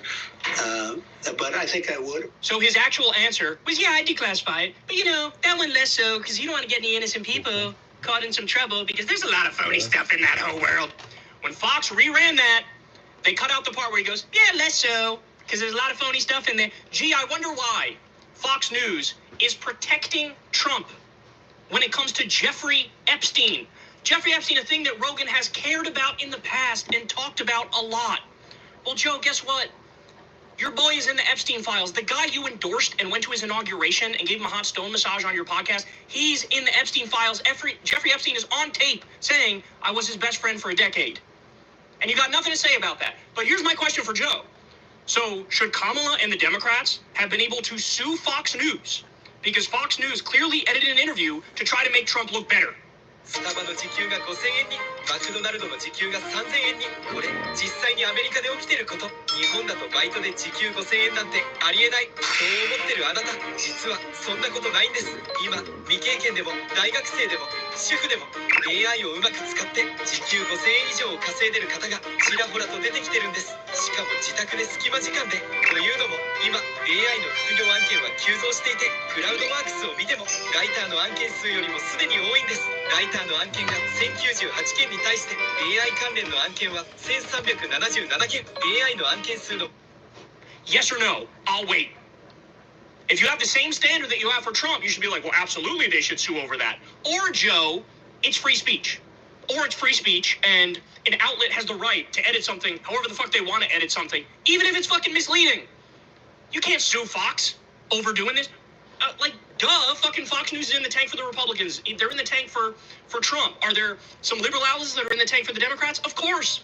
You're gonna fucking allow a lawsuit over that? Are you psycho? But that's the thing. He's only okay with it in one direction. The direction he likes. And he just takes at face value that, oh yeah, Donald Trump is like, he's like serious about this stuff.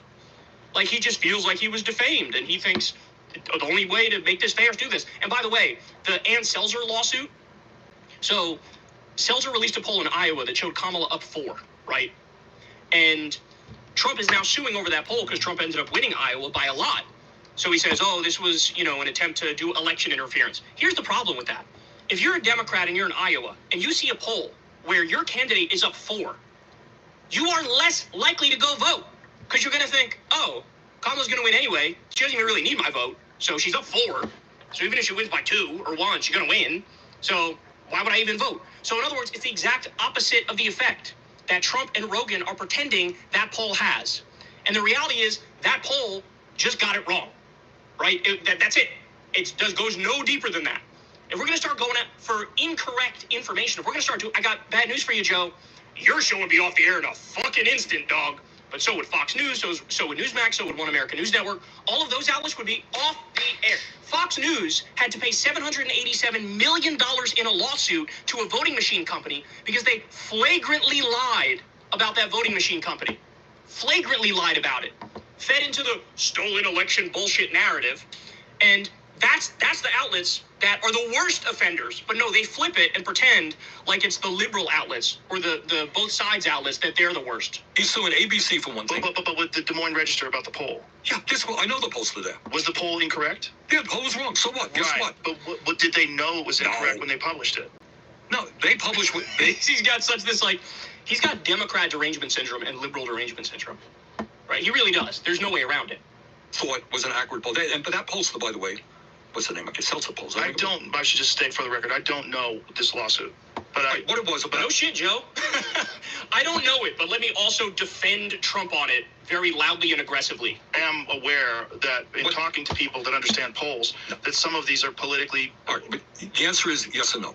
There are polls right now doing exactly what you say. Right. I could doctor a poll. I could talk to more conservative, more progressive people, get the results that I kind of want, right? And they do it to motivate people or demotivate people to vote, and it's effective. But it would cut in the other direction of what you're saying. The Iowa poll showed Kamala up 4. That makes Democrats less likely to go vote, not more likely. On the other hand, this particular pollster that's at the Des Moines Register, not a huge newspaper. I bumped into them because when you're running Democratic primaries, Iowa is a big deal. They are a very, very respected pollster. Okay, they don't doctor polls. So they made a mistake on a poll. It turns out they had Trump doing worse than he ended up doing. Guess what? Pollsters, honest pollsters, make mistakes too. But what is the basis of his lawsuit? Like, what is he saying in the lawsuit? I think he is saying... Notice what Joe does. It's always like, let me try my best to steel man the Republicans, steel man Trump, view what they're doing in the best light. And it's the exact opposite for liberals, leftists, and Democrats, where the default perspective is they're all crazy and have pink hair and they're too woke and they lie all the time. Donald Trump told over 30,000 lies in his first term. I don't know if Rogan has ever addressed that. Trump has told some of the most preposterous lies I've literally ever seen, bro. I've told this story before, but he used to, in like the 1980s or early 1990s, he would call the tabloid magazines and say, it was himself, but he would pretend to be his own publicist. He'd say, my name is John Barron, and let me tell you, this Trump guy, he's hot. All the women want him. Madonna wants to date him. All these women want to date him. It's truly incredible. They can't keep their hands off him. It's amazing. And one of those tabloid magazines released the audio tape of Trump pretending to be his own publicist, sucking himself off. And then when they played that for Trump in the 2016 campaign, he goes, that's not me. I don't know what you're talking about. The most insane lies you've ever heard. And Rogan, fucking water off a duck's ass. He still endorses him, goes to his inauguration. Pathetic. That gave energy to his opponents, and that it was... Like you talked about. Like you talked about, but I don't believe that's the case. There are honest pollsters who make mistakes. But what about the other lawsuit with the conversation that they had with Kamala Harris, where they edited the answers that she had to make it look more precise? 60 Minutes, they were suing 60 Minutes. Yes. Is, to my mind, historically, they've been around for a very long time. You know, they're not infallible. But I think you look at most objective people will say 60 Minutes has a sterling reputation for investigative journalism. Are they wrong? But that's not investigative journalism if you change someone's answers. If you ask her a question... You mean like Fox News did with Trump and Epstein? You mean like that? Why don't you go on your show now and call for Kamala to sue Fox News over that? Call on the Democrats to sue Fox News over that. I won't hold my breath on that, Joseph. She comes with a rambling answer that doesn't make sense, and you edit that out and insert another answer to a different question that seems more cogent. Right, Joe. The sense you're getting here is that Rogan, he's not seeing the big picture and what the purpose of the lawsuits are. And I'm going to get to that in a second because it is crystal clear what the purpose of the lawsuits are. And it's suppression of free speech and suppression of dissent against the regime because he's a fucking fascist. Then you're walking down, you're walking down a dangerous path. Suing media has the impact of intimidating media. All right, if somebody sues you, all right? That's such an important point, too. Yeah, because then the media is going to be like, hey, last time we criticized Trump, he sued us, and we had to pay out fucking $5 million in legal fees. I guess we shouldn't criticize him. Or I guess we should reduce our amount of criticism of him. That's the point, Joe. That's the point. Somebody sues you, why not you? You could be sued tomorrow, right? Because you are doing this. You're too sympathetic to this. Right. And Joe, you did that. And they have a big law firm behind you. You're going to have to spend zillions of dollars defending yourself. You know what? Next time you do an interview, you say, maybe I'm not going to go in that area. No, but it's not that. It's editing things. It's unbelievable. It's literally unbelievable. It's like hitting a brick wall. His brain is a fucking brick wall. Joe, you're the guy who spent fucking years yelping about free speech, complaining about pink-haired people on college campuses with a septum ring trying to deplatform Ben Shapiro. Okay? You were screaming, First Amendment free speech, who cares if it hurts your feelings, bro? Fuck your feelings, bro. And now you're like, oh, Trump's feelings. And 今日はですね、乳がん検診のあり方について知っていただきたいなと思います。はい、今ですね、日本の乳がん検診というのはマンモグラフィーっていうのを使っています。はい、ただ一方ではマンモグラフィーでは見つけにくい融合の方がいらっしゃる。そういう方は乳腺エコーというものを使うと見つけやすくなると言われています。はい、ただ国の制度でいうとマンモグラフィーなので、乳腺エコーを導入している病院が少ない。その点を国が支援するとか、マンモグラフィーもいいけどエコーもいいですよね。っていうものを選べるようにするっていうのがすごい大事なんじゃないかなというふうに思いますね。さらに最近は AI を使って画像の検出支援というのがあってですね、これですね、何かっていうと専門医が少ない地域っていうのもあるわけですよね、全国に。で、この先生がいらっしゃらなくても AI で支援することで、発見がですね、しやすくなる、あるいは受け漏れがしにくくなるっていうことが実現することができると。これすごい大事なことじゃないですか。制度が追いついていないだけで命が落としてしまう。そういったことをですね、少しでもなくせることが技術によってできる。素晴らしいですよね。そういった意味では、どの検査がいいかっていうのは結構人それぞれだと思うんですよ。なので、この人に合った検査方法っていうのを選べるようにするっていうのが、これからの乳がん検診のやり方なんじゃないかなというふうに思ってます。そんなことをですね、提言していきたいなというふうに考えています。がんで命を落とさない世界へ。がんサバイバーの藤田誠でした。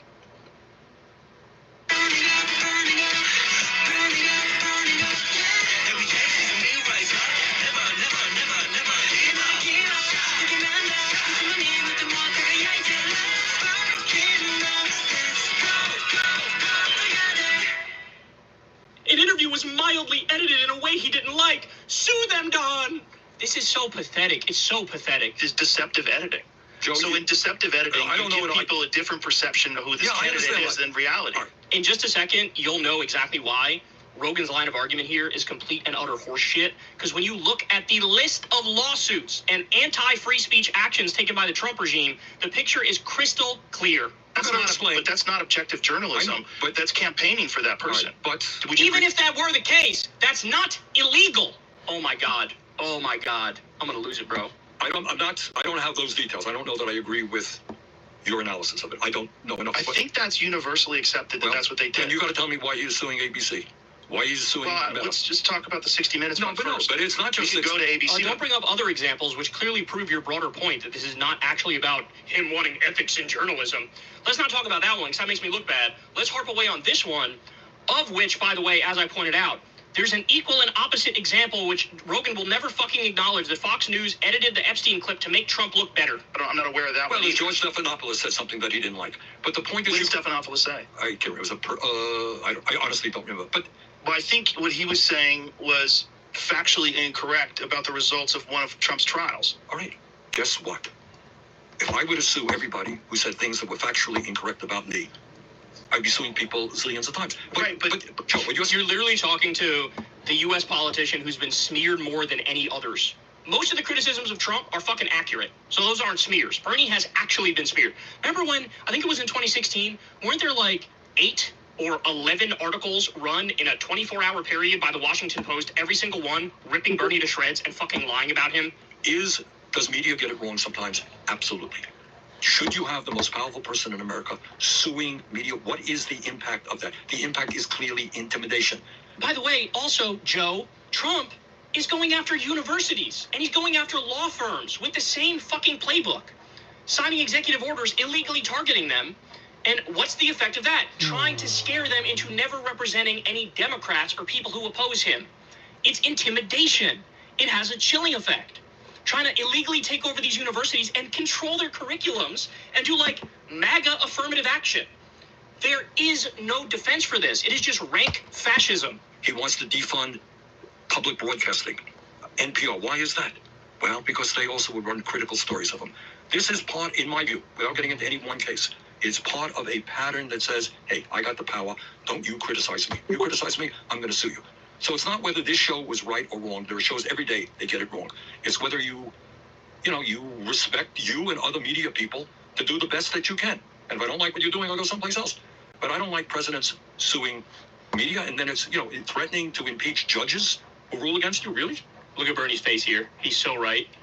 Yeah, they're arresting Democratic politicians. They're arresting judges. They're planning on arresting more judges. Why are you still pretending, Joe? Now, okay, let's get to the core of the issue here. So Rogan seems to think like, wait, no. Trump has an argument when he sues these media companies.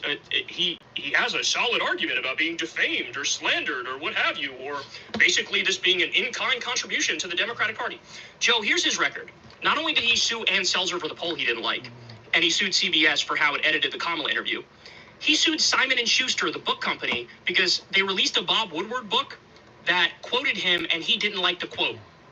He threatened to de-license news outlets that criticize him.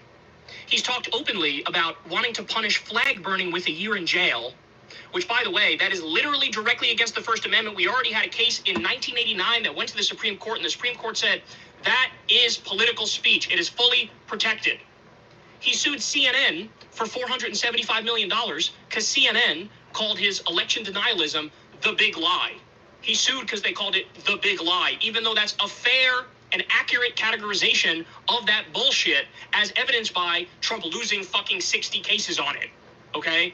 I mean, when Rudy Giuliani got in front of a court, he was like, oh no, we're not alleging election fraud. Then what the fuck are you doing here? Why are you at the court? These people are liars and scoundrels and cretins. Trump sued Bill Maher before he was president for $5 million because he didn't like a joke Bill Maher made.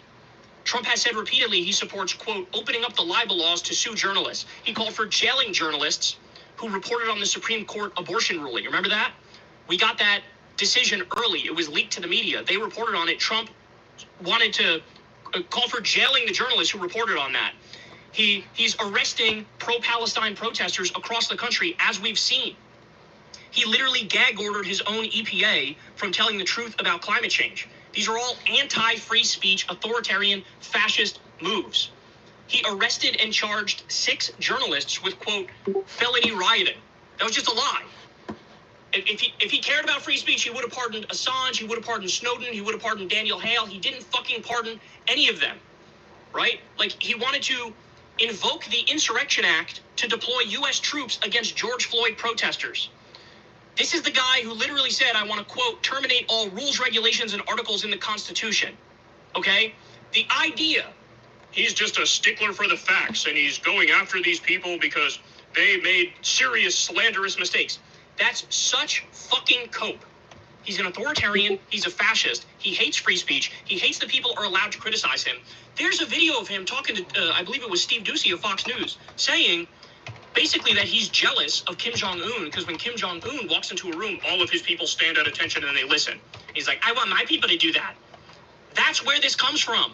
Shut the fuck up. Don't criticize me. Only heap praise on me. If you do step out of line, I'm going to try to sue you and ruin your fucking life and send a chilling effect so that nobody else fucking criticizes me. Now, by the way, if any Democrat in the country had the same record on this that Donald Trump did, Rogan would call that person public enemy number 1. Rogan would say the person's super authoritarian, they're super fascist, they hate free speech, they hate the First Amendment, they're trying to destroy this country. Like, that's what he would say. But since it's Trump, it's fucking brain shut off. Because here's the thing. I know I'm not breaking news here. Kelly, you notice, like, hey, you notice you have that Kelly Quinn 1342? I think you want to get that number off.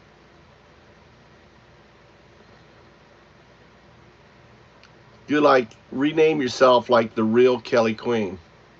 You're okay, but you see he has a number up there, Kelly Quinn. I just saw Kelly's in there. YouTube changed everything, and now they're putting numbers on everyone. So if you got numbers on your name, I'd get rid of it. I don't know, it's just my thinking. I don't like it. I'm working on the fucking patent shit.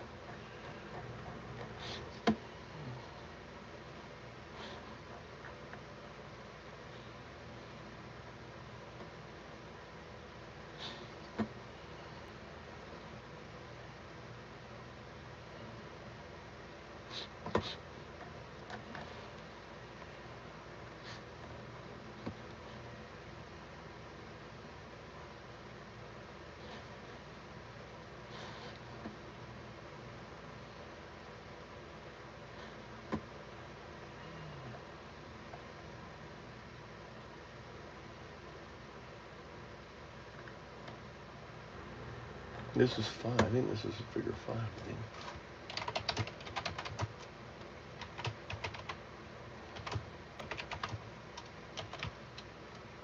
This is figure 5.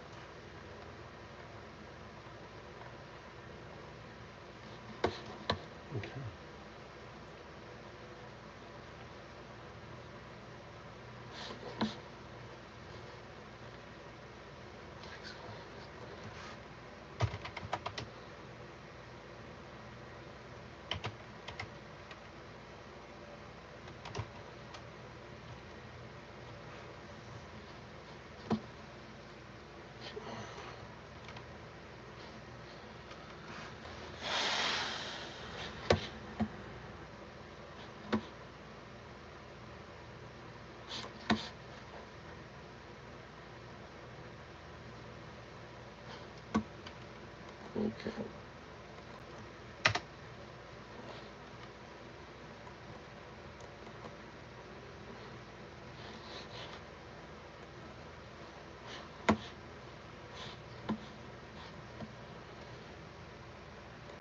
The fuck, dude?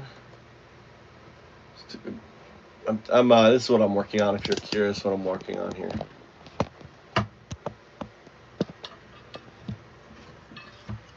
This one here.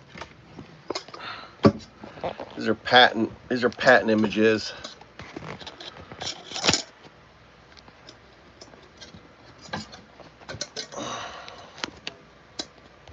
Patent image. Give you an idea of what I'm working on.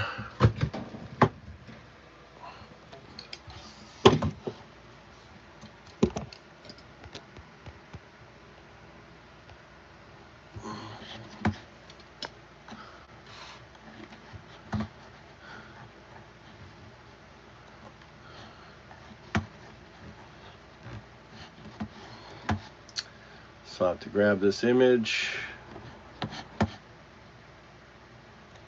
Grab this image here.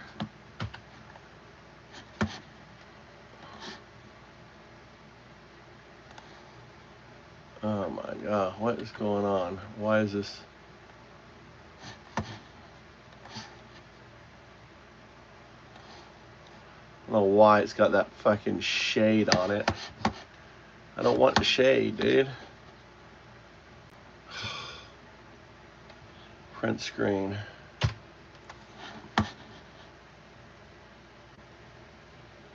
Print screen.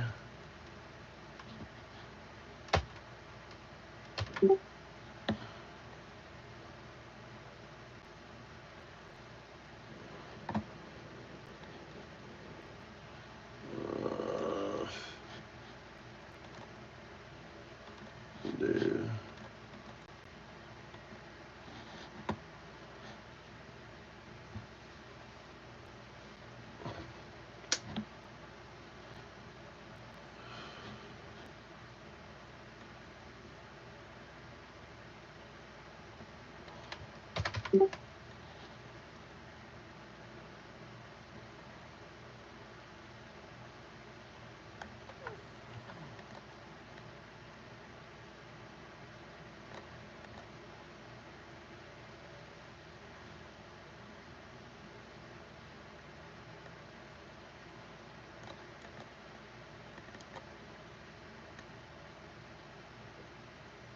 God damn it.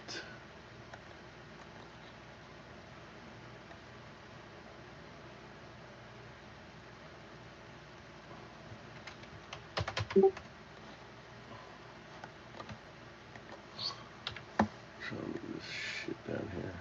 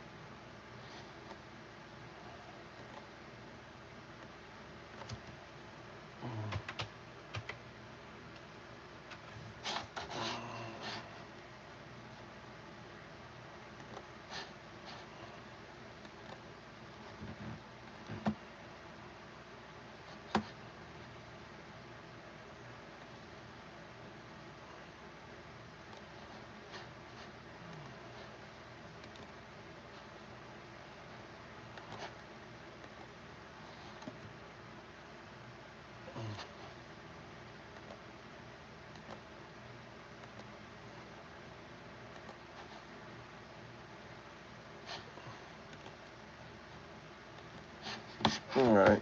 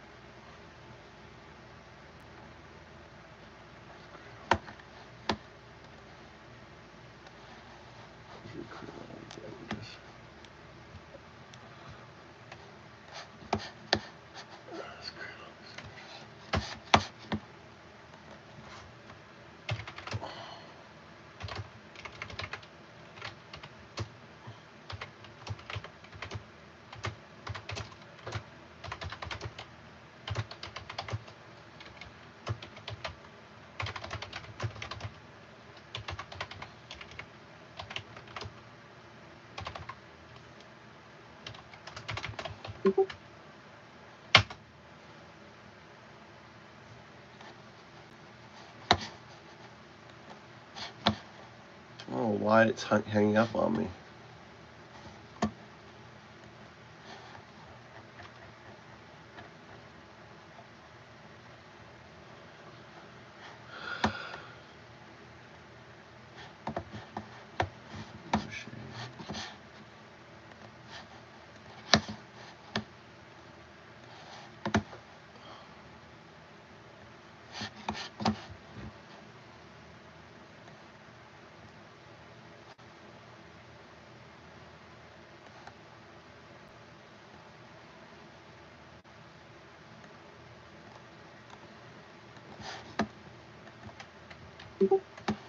This one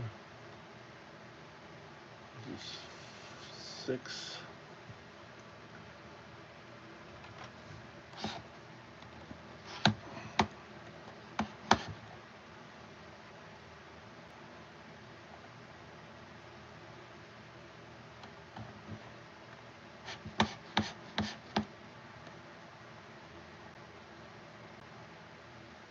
Can't really create the images.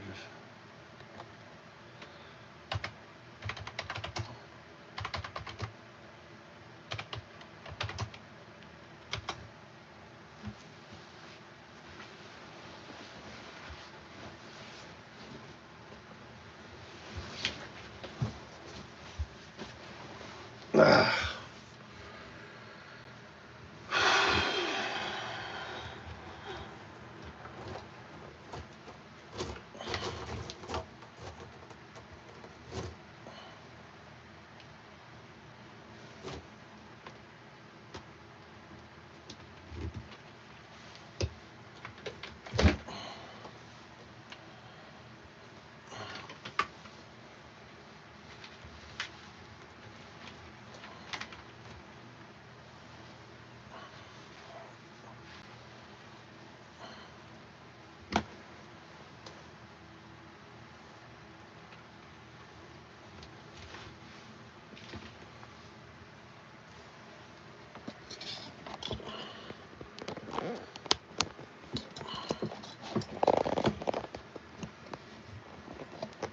All right.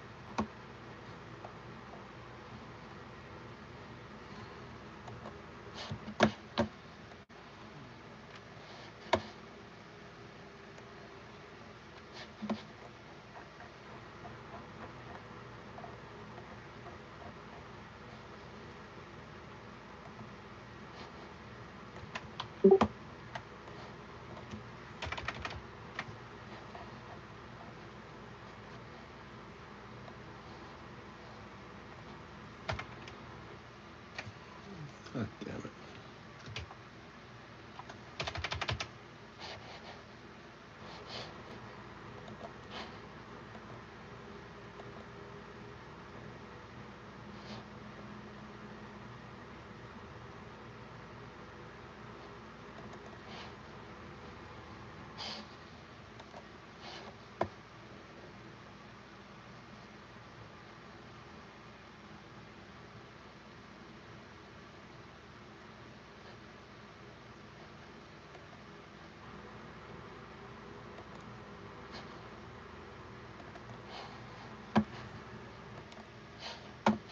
God damn it. Why is it not letting me upload?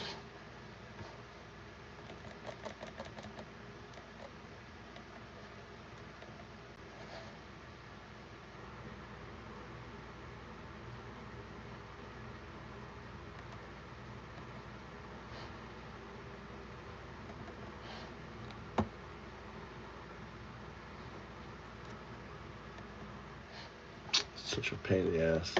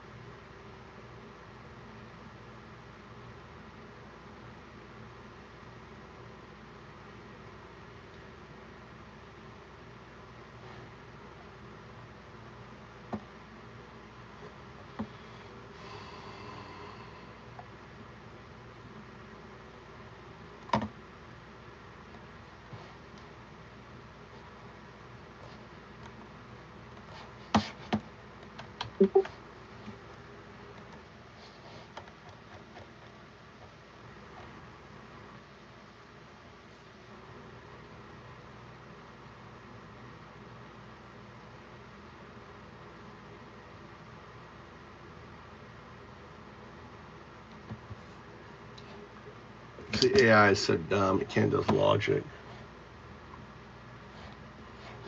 See if I can fix it.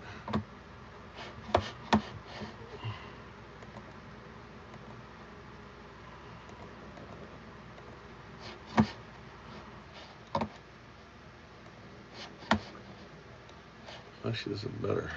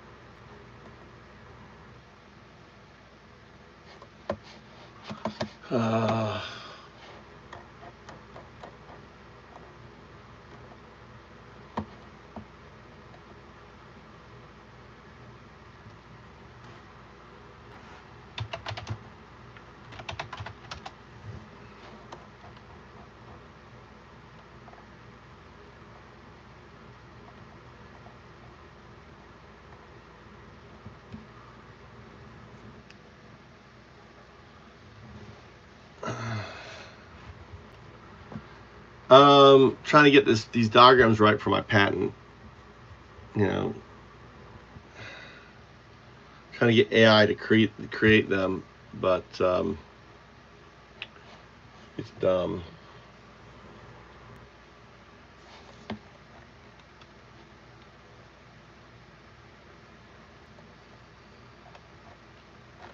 See if we can make the image now that has the C, not Siri. Siri is just responded when I said see if. See if, not Siri. Okay. Okay.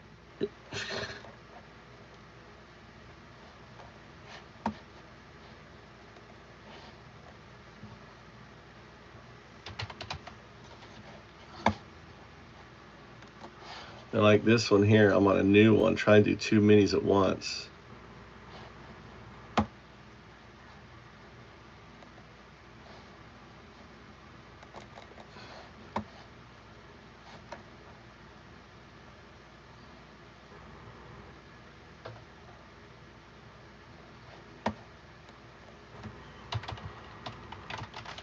This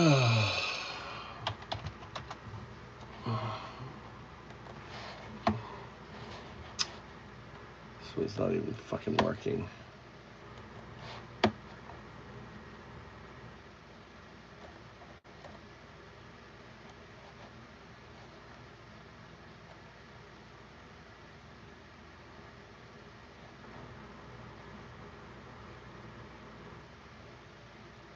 Why is no?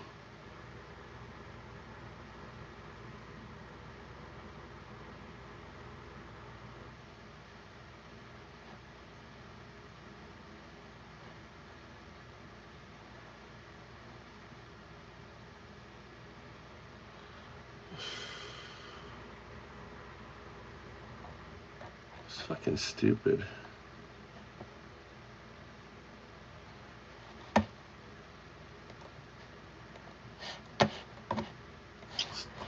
Fucking.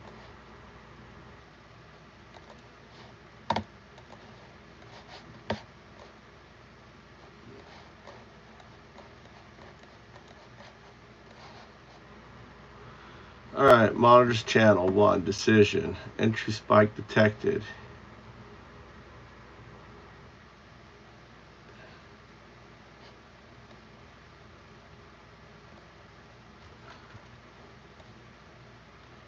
All right, so monitors canary.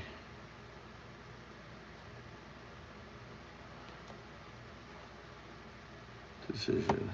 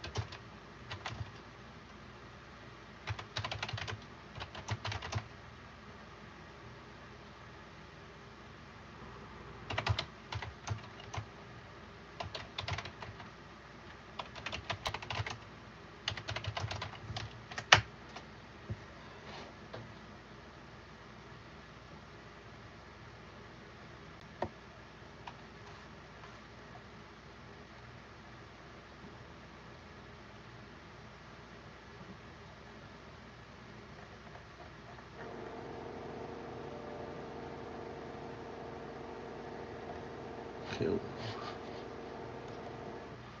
Where can I?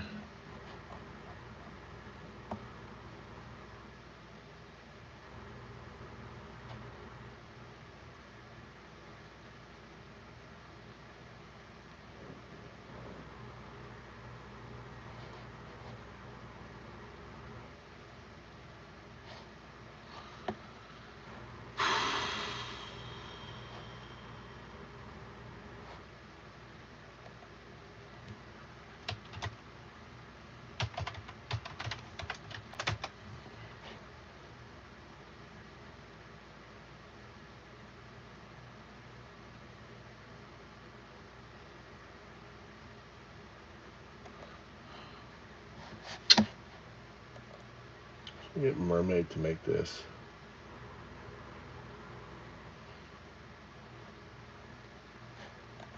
Cursor.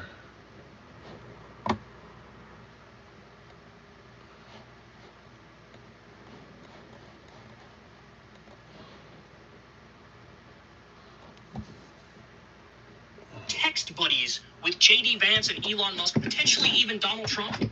He's alluded to talking to him on the phone, like, post-election, right? He's in the friend group now, bro. He's in the friend group now. Everything is through rose-colored glasses. And when he does ever disagree with them, it is fucking tepid as shit, and then he goes right back to shitting on the Democrats, the liberals, and the leftists. That's the game he's playing. That's the role he's playing. No, I'm not done yet here because so there were a few moments, as I just showed you guys, where Rogan couldn't hide that he's been more radicalized in a right-wing direction, and those moments came out very clearly in the podcast. I just showed you some of them here. But then there's also moments where he was classic Rogan. And what do I mean by that? Classic Rogan could sit across from me and have a conversation with me and nod along in agreement to everything I say. But then like a month later, he could have on Ben Shapiro and nod along and agree with everything Ben Shapiro says. Okay, that makes no sense.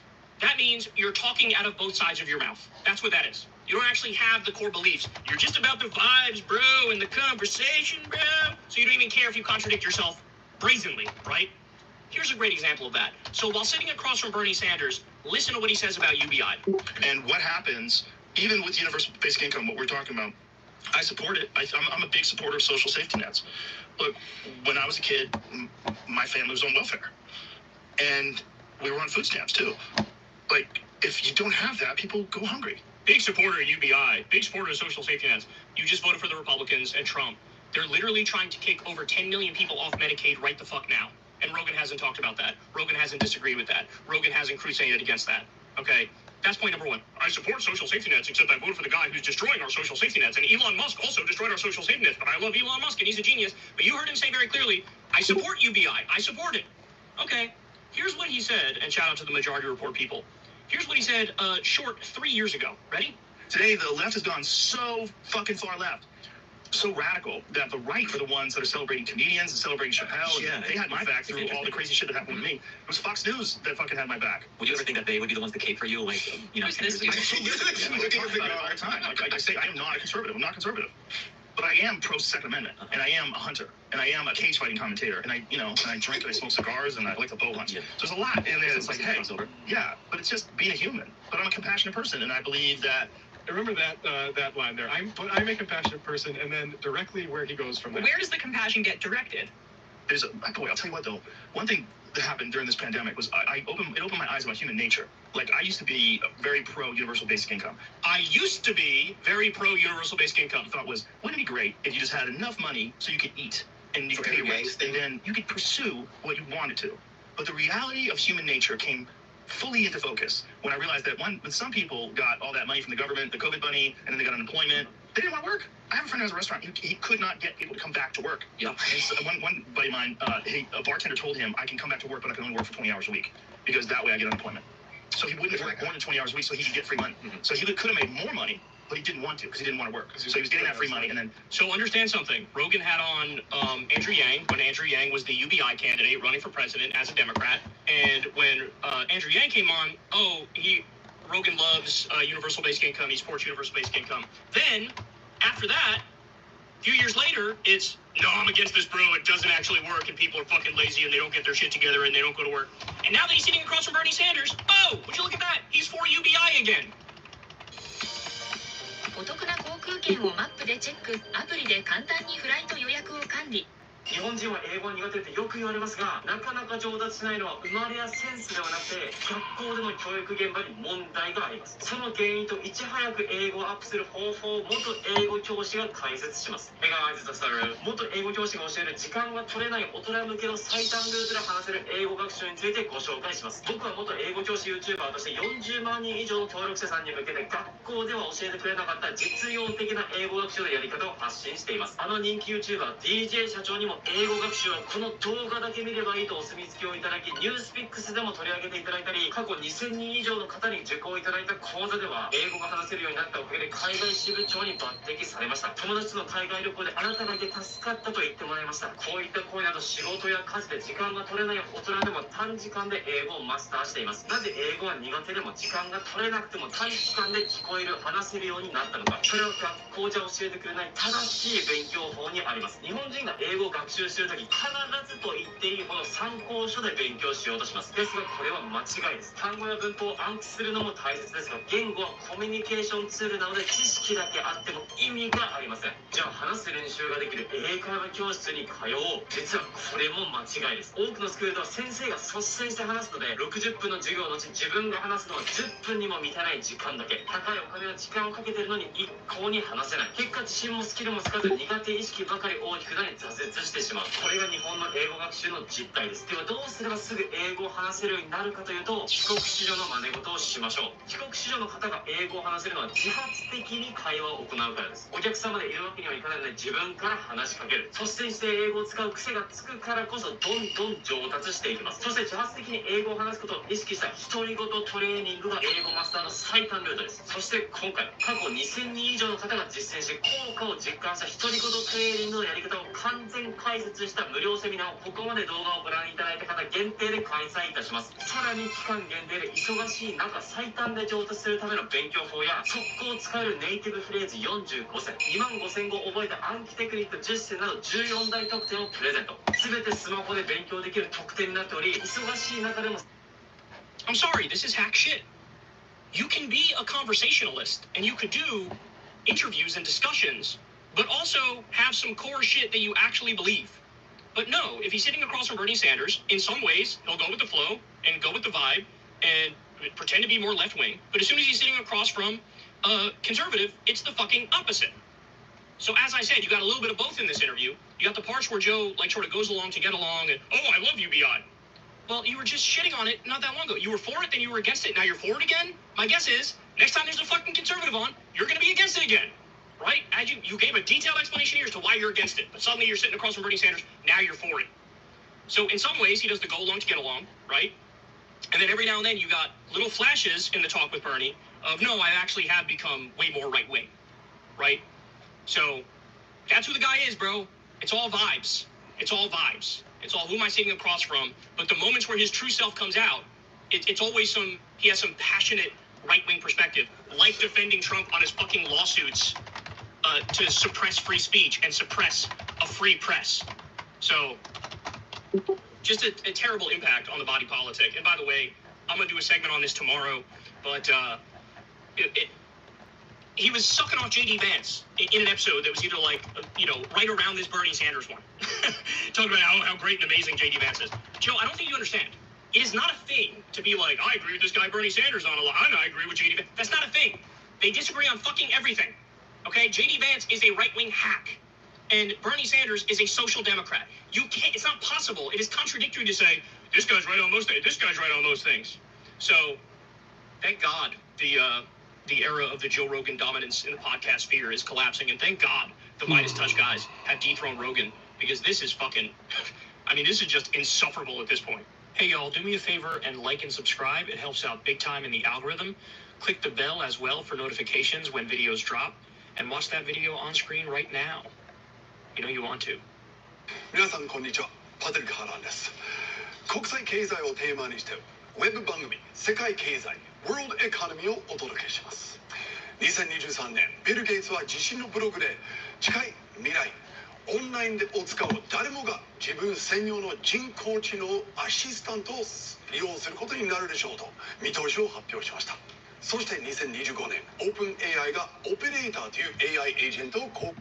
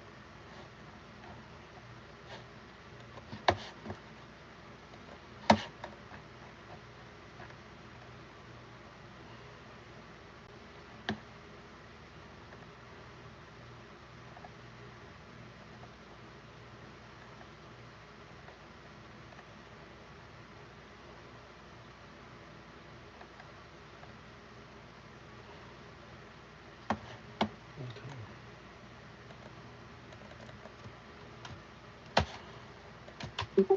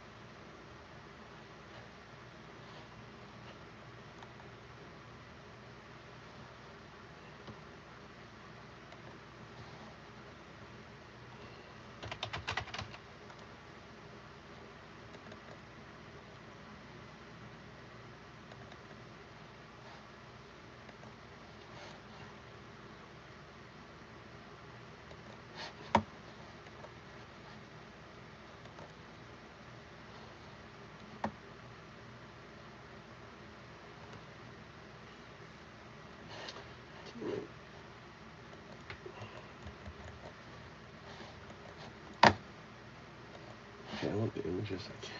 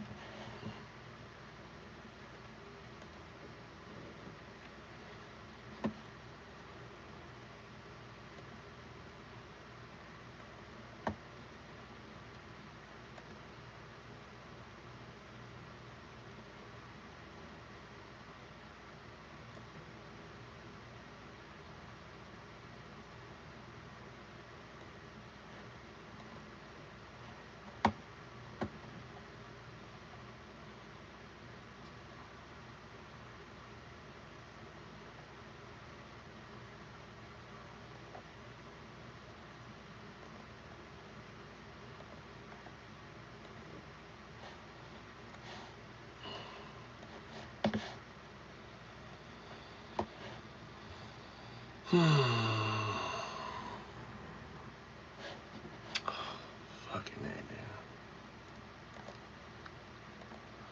Trying to do these.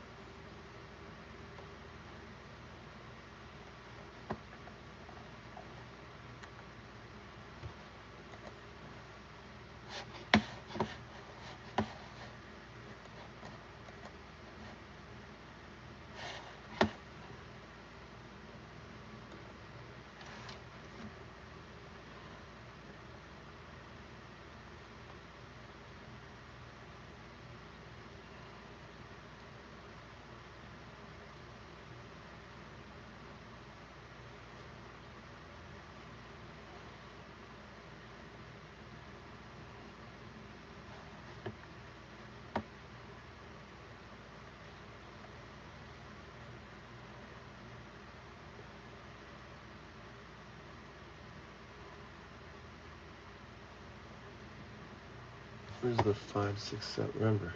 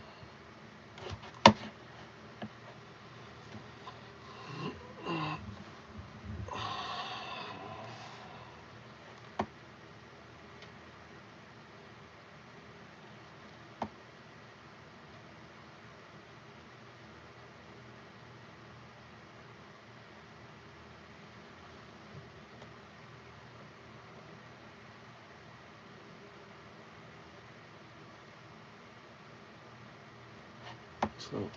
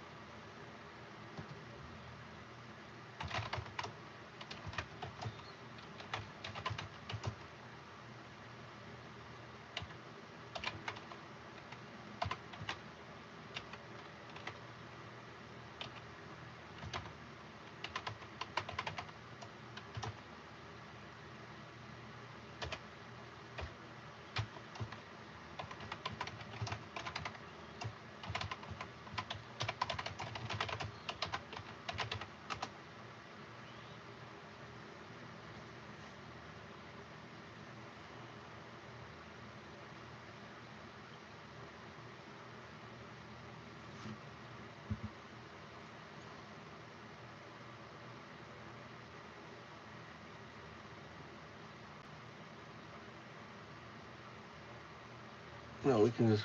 It's just.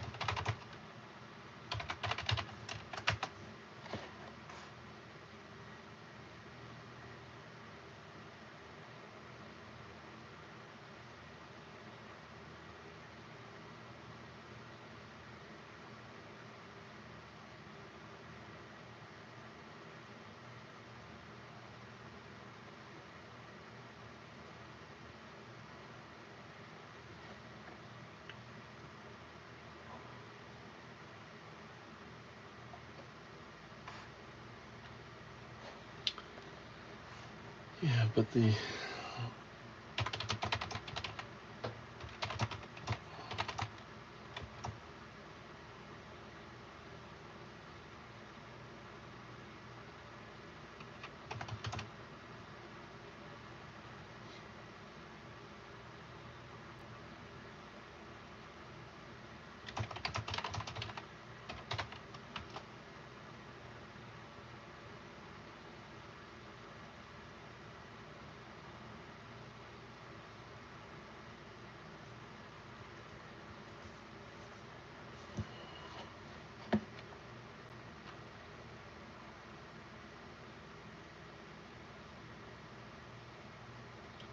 it wraps, right? So it wraps, so.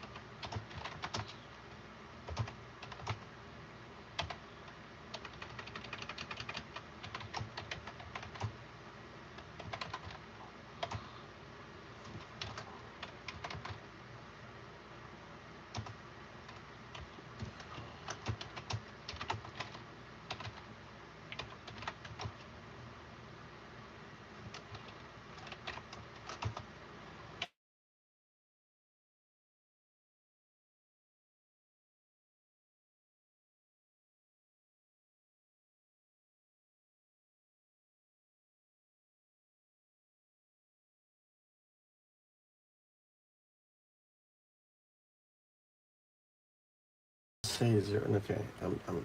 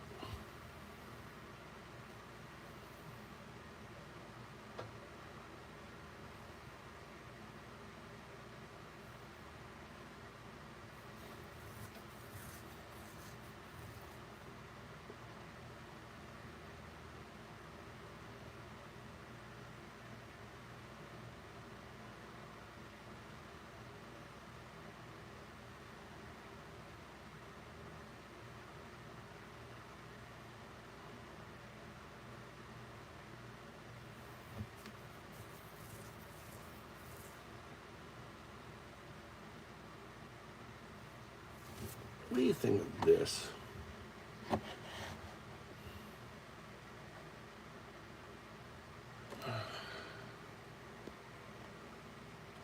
Oh my God, it's so fucking annoying.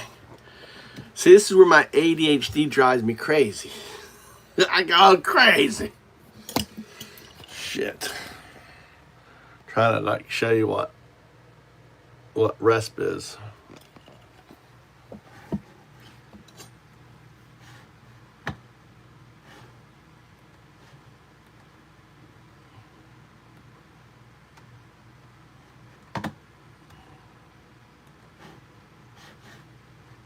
I'll go get Mikey. I'll spend all day on this fucking image, dude. Fucking crazy. All right, let's go step by step. Let's.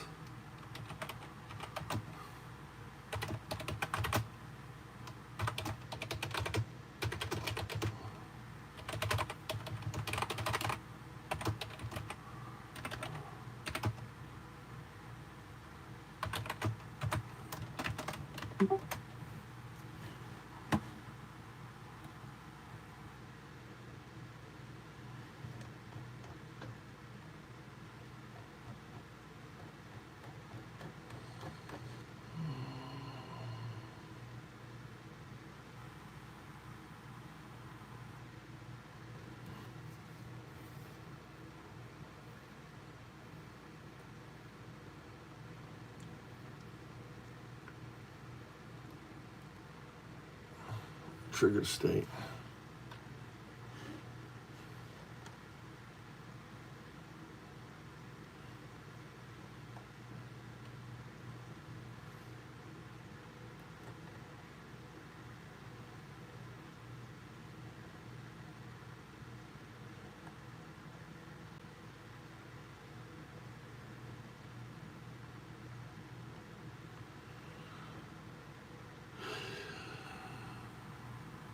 All right, I'm gonna use this one.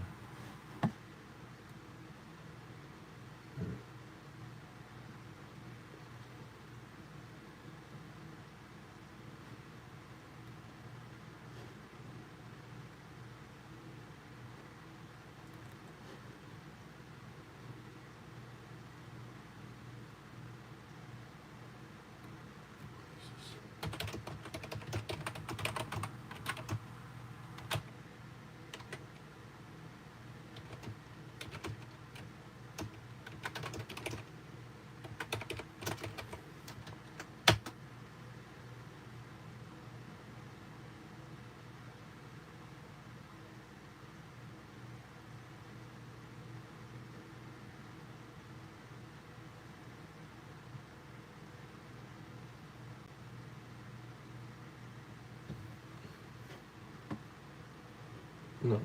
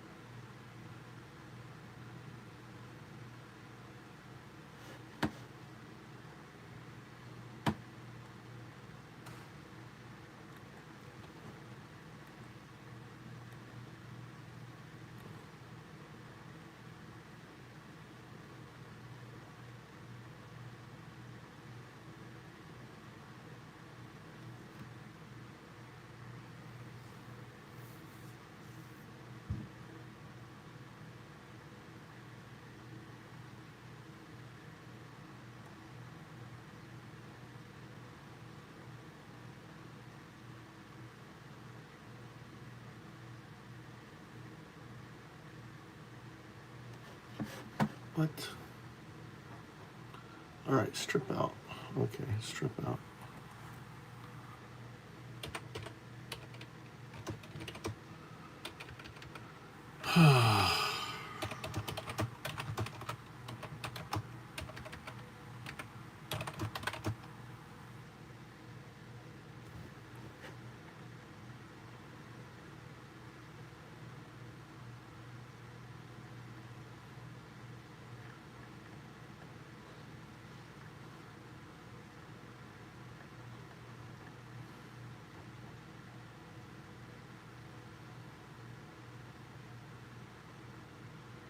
No, we're doing.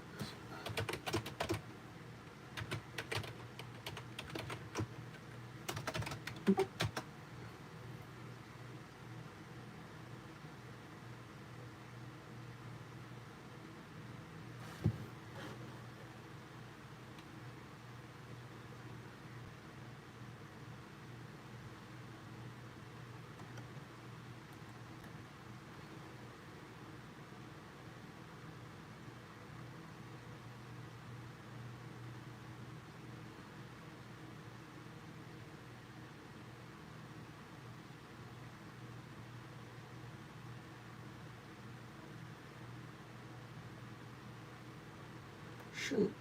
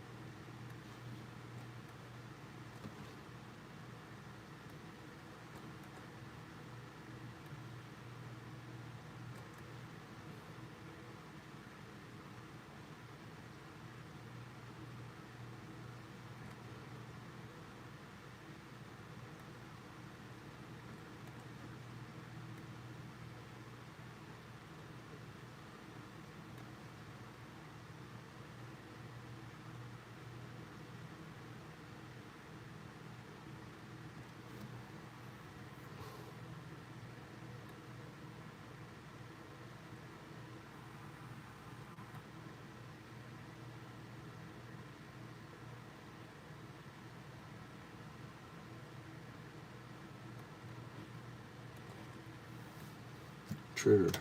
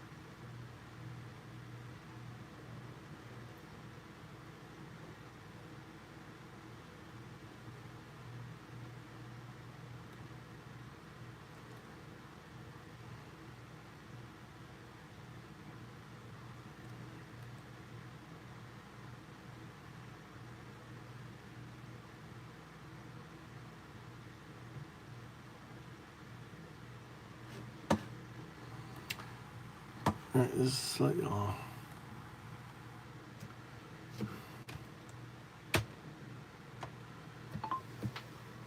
This is slightly off.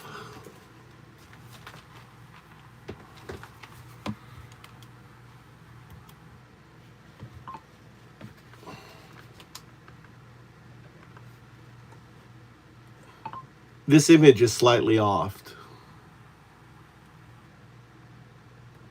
This image is slightly off. I think the latent state needs to be first. It connects to the neural net.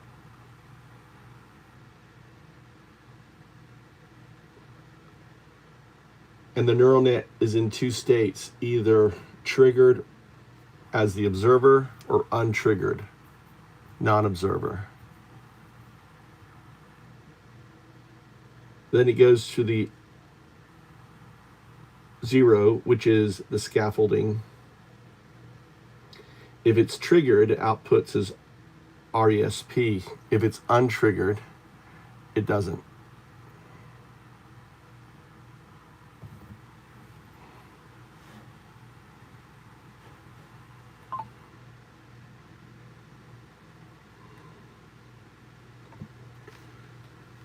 All right, let's go get Mikey. Fuck, dude, this drives me crazy. Fucking trying to fix this shit, dude. It could be all. Ow! Fuck! God damn, just fucked up my fucking heel.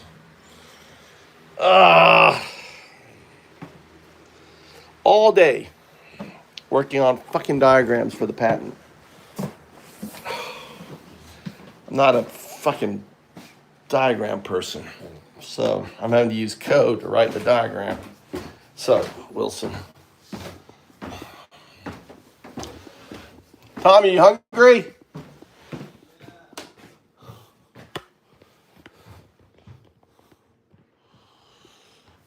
You want to go get something to eat, like sushi or something? You want me to make something? Come to the car if you want to eat. I'm leaving in 3 minutes. Fucking pee. Let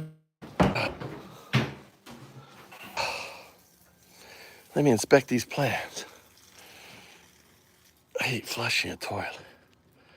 Sup, whiz, girl. Love the beat. To San Francisco as well. These guys are #1 of the ARC V2 leaderboard. They're genuinely fascinated in building the next generation of technology, the next innovation, which will take large language models to the next stage.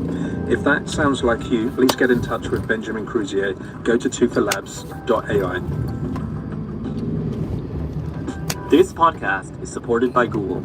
Hey everyone, David here, one of the product leads for Google Gemini. If you dream it and describe it, VO3 and Gemini can help you bring it to life as a video. Now get started and show. I've written 6 books, most recently Taming Silicon Valley.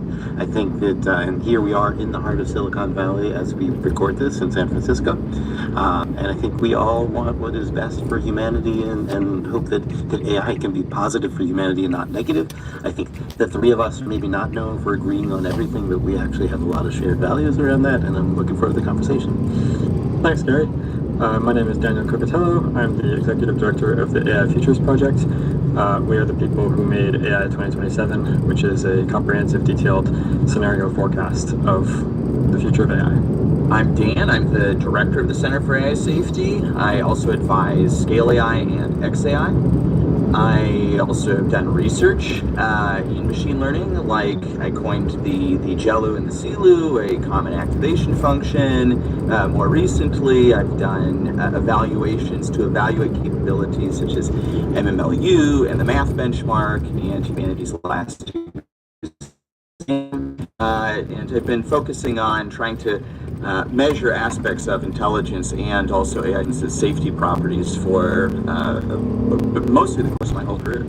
The things that we care about are what is going to be the outcome when AGI comes, how soon is it going to come, how do we forecast these things methodologically. One person wrote in a question that maybe we could actually start, which is, like, what is the positive view